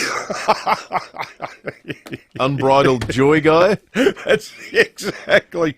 Always happy. Make-up first thing in the morning would be a real hurdle to have to get over. What about Will and I? It's only taken us 8 years. We've got a mandate coming up. Wednesday night, Will and I are going out together to see a band. We're going to see the Sleaford Mods. People talk. At the Governor Hindmarsh. But are you going to turn up from TV with your makeup on? Would you like me to? Well, I don't know. I think the crowd at the Governor find it pretty entertaining. They might think you're the warm-up act, like some sort of, new wave type performer coming in with your kabuki gear on. No, my aim going forward for everything is to minimise my makeup time, David. So that will not be happening. That will not be happening at all. I know you do it. Occasionally, when I've done TV, like some talking head spot for an election night or something, they'll say, so what time are you on? 6:30. Can you get in at about 5? And like, what? I don't need to prepare. I just come in and talk. They say, no, we need to get you into makeup. They need to prepare you. Oh, but the smell of that stuff. Yeah. The smell stays with you too. Like how do you get it off? Do you use like baby washcloths or something? Yeah, something like that. I suppose you've got plenty of them lying around the house. Little Rosie. Well, have you been using the baby wipes again? I tell you what, the danger is reapplying them. We're going to make sure you've got... Yeah. Was that a face one that I just finished using? Exactly. That can go badly very quickly. Fuel Watch. Download the free My RAA app today to find the cheapest fuel in an instant. The only cheap fuels in the western suburbs. Good news for us out in the west. The United Torrens Road, Pennington, $1.55.5. The rest of the metro area, Ampol Lower North East Road, Campbelltown's $1.89.5. Gives you some sense of the range there. The Liberty South Road, Clarence Gardens, $1.88.9. And the cheapest diesel, the ex-convenience Port Road, Hindmarsh, $69.9. So the cheapest diesel is significantly cheaper than a lot of the unleaded spots you'll find around the place this morning. All right, let's check traffic and come back with behind closed doors in just a moment. The all-new, if your car's under the weather, take it to the independent RAA-approved repairer before you hit the road. T's and C's apply.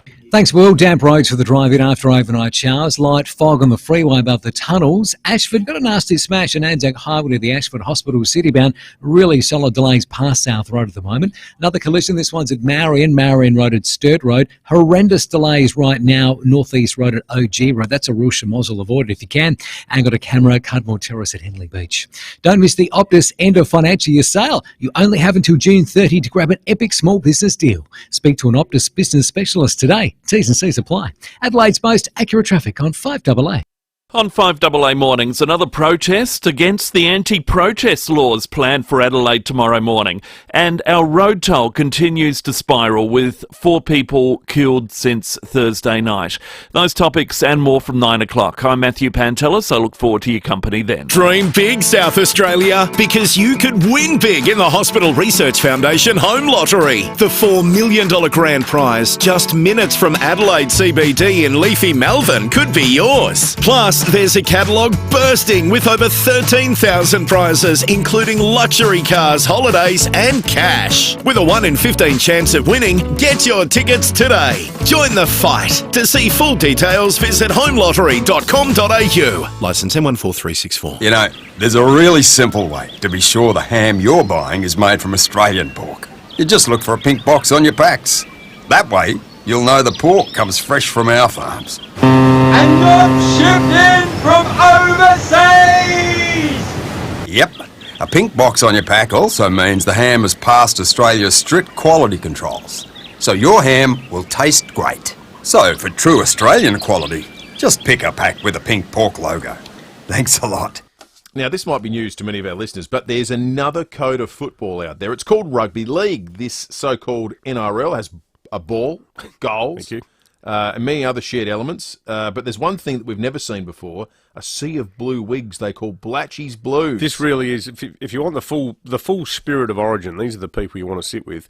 Now, State of Origin, it's back. It's in Adelaide this Wednesday. It's game 1 of the series. So if you're an NRL fan, you've got to get along to this at least once in your life. If you're curious to see what it's all about, it's going to be a fantastic experience. There's only one way to experience the energy and excitement of Origin footy, and that's being part of the Blatchy's Blues. Grab a Blatchy's Blues ticket from Ticketek, and you'll also score a supporters pack with a T-shirt and blue wig. Join the Blatchy's Blues for game 1 of NRL State of Origin this Wednesday at Adelaide Oval. Visit ticketek.com.au and get your spot in the Blatchy's.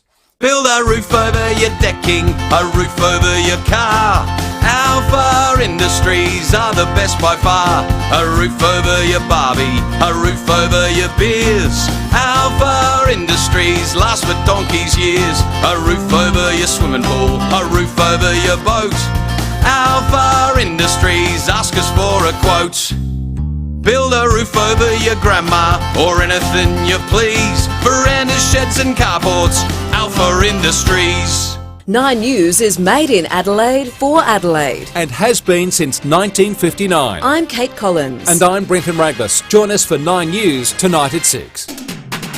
Breakfast on 5AA. David Penberthy and Will Goodings. Test drive the Cherry Emoda 5 at Cherry Glen Osmond from 33k drive away with immediate delivery. Go Cherry.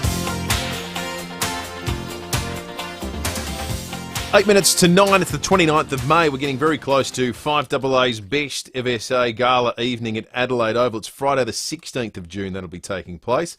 We are in the process of the build-up, celebrating and profiling some of the great brands in our state. Today, we're celebrating Alpha Industries.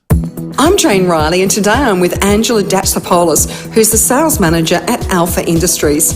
Angela, it's all about family here at Alpha Industries, your family and your clients' families. That's it. We want to look after others the way we look after our own. People come to you when maybe they've got a new family home or they want to expand their family and they need more space outside. That's right. Just yesterday, funnily enough, we've sold a beautiful rumpus room to a lovely growing family just here locally, and the kids that way will have their own space and not interfering with the older ones. So those rumpus rooms can also be granny flats as well. In a manner of speaking, or media rooms or home studios, whatever you like. But you are famous for your sheds and your pergolas and all those sorts of things that you've been building for almost 38 years. That's spot on. We started with the little sheds and now we do hangars, aircraft hangars, boat sheds, whatever you fancy. Do you have the situation where clients are actually the children or grandchildren of original clients from all those years ago? Would you believe last week I had a gentleman come in, bring his children, and they had their own children. We were discussing their needs also. That's amazing. So you must be doing something right. What is it that you think you get right? We honestly take an approach it's genuine and we care because it's a family business. So we have a lot riding on what we do. So we do our best. Where can people check out the stuff that you do? So we've got our website at Alpha Industries. We've also got the display at Glandor, here at Cavern, and they can always just call us if they need some help over the phone. Angela, thank you so much for being part of the Best of SA again. Thank you, Jane. It's always a pleasure. Now's the time to call 8223 0055 for your chance to win a Colorbond spin away and 2 tickets to our Best of SA dinner on the 16th of June at Adelaide Oval. Alpha Industries are the experts in creating space outdoors, verandas, carports, sheds and more made in SA. 8223 0055 is the number. Whilst you're calling in, we're going to go behind closed doors thanks to Aussie Fast Transport Solutions, interstate freight, distribution, warehousing and local Adelaide couriers. Call Aussie Fast 13 13 64. And when we get behind closed 1395, Adelaide's 5AA. This is Andrew Reimer. And welcome back to the program and interactive Adelaide's 5AA AM on your digital dial, and you can be interactive on 8223 or on air at 5AA.com.au or the SMS line 044 808 3095. Leo's given us a call and wants to be interactive on his dial. Hello, Leo. Oh, g'day, Andrew. How are you, Andrew? How young there, Andrew? You all right, Andrew? Yeah, I'm pretty good, Leo. How are you? Oh, yeah, you know, Andrew, pretty good, Andrew. Not too bad, Andrew. Yeah, going along all right, Andrew. Yeah, Andrew, yeah. So what's on your mind tonight, Leo? Oh, well, I just called you up, Andrew, you know what I mean? Because I felt like a cup of coffee, Andrew. You felt like a cup of coffee? Yeah, nice cup of coffee, Andrew. Like a cup of coffee? Well, yeah, well, so do I. Oh, you do? You like coffee, do you, Andrew? Yeah, oh, that's good, Andrew. Yeah, you like it, do you? Yep, I do. I like coffee. Oh, so do I, Andrew. Yeah, you know what I mean? Because I love my coffee, and also I like that song about the Kennedys.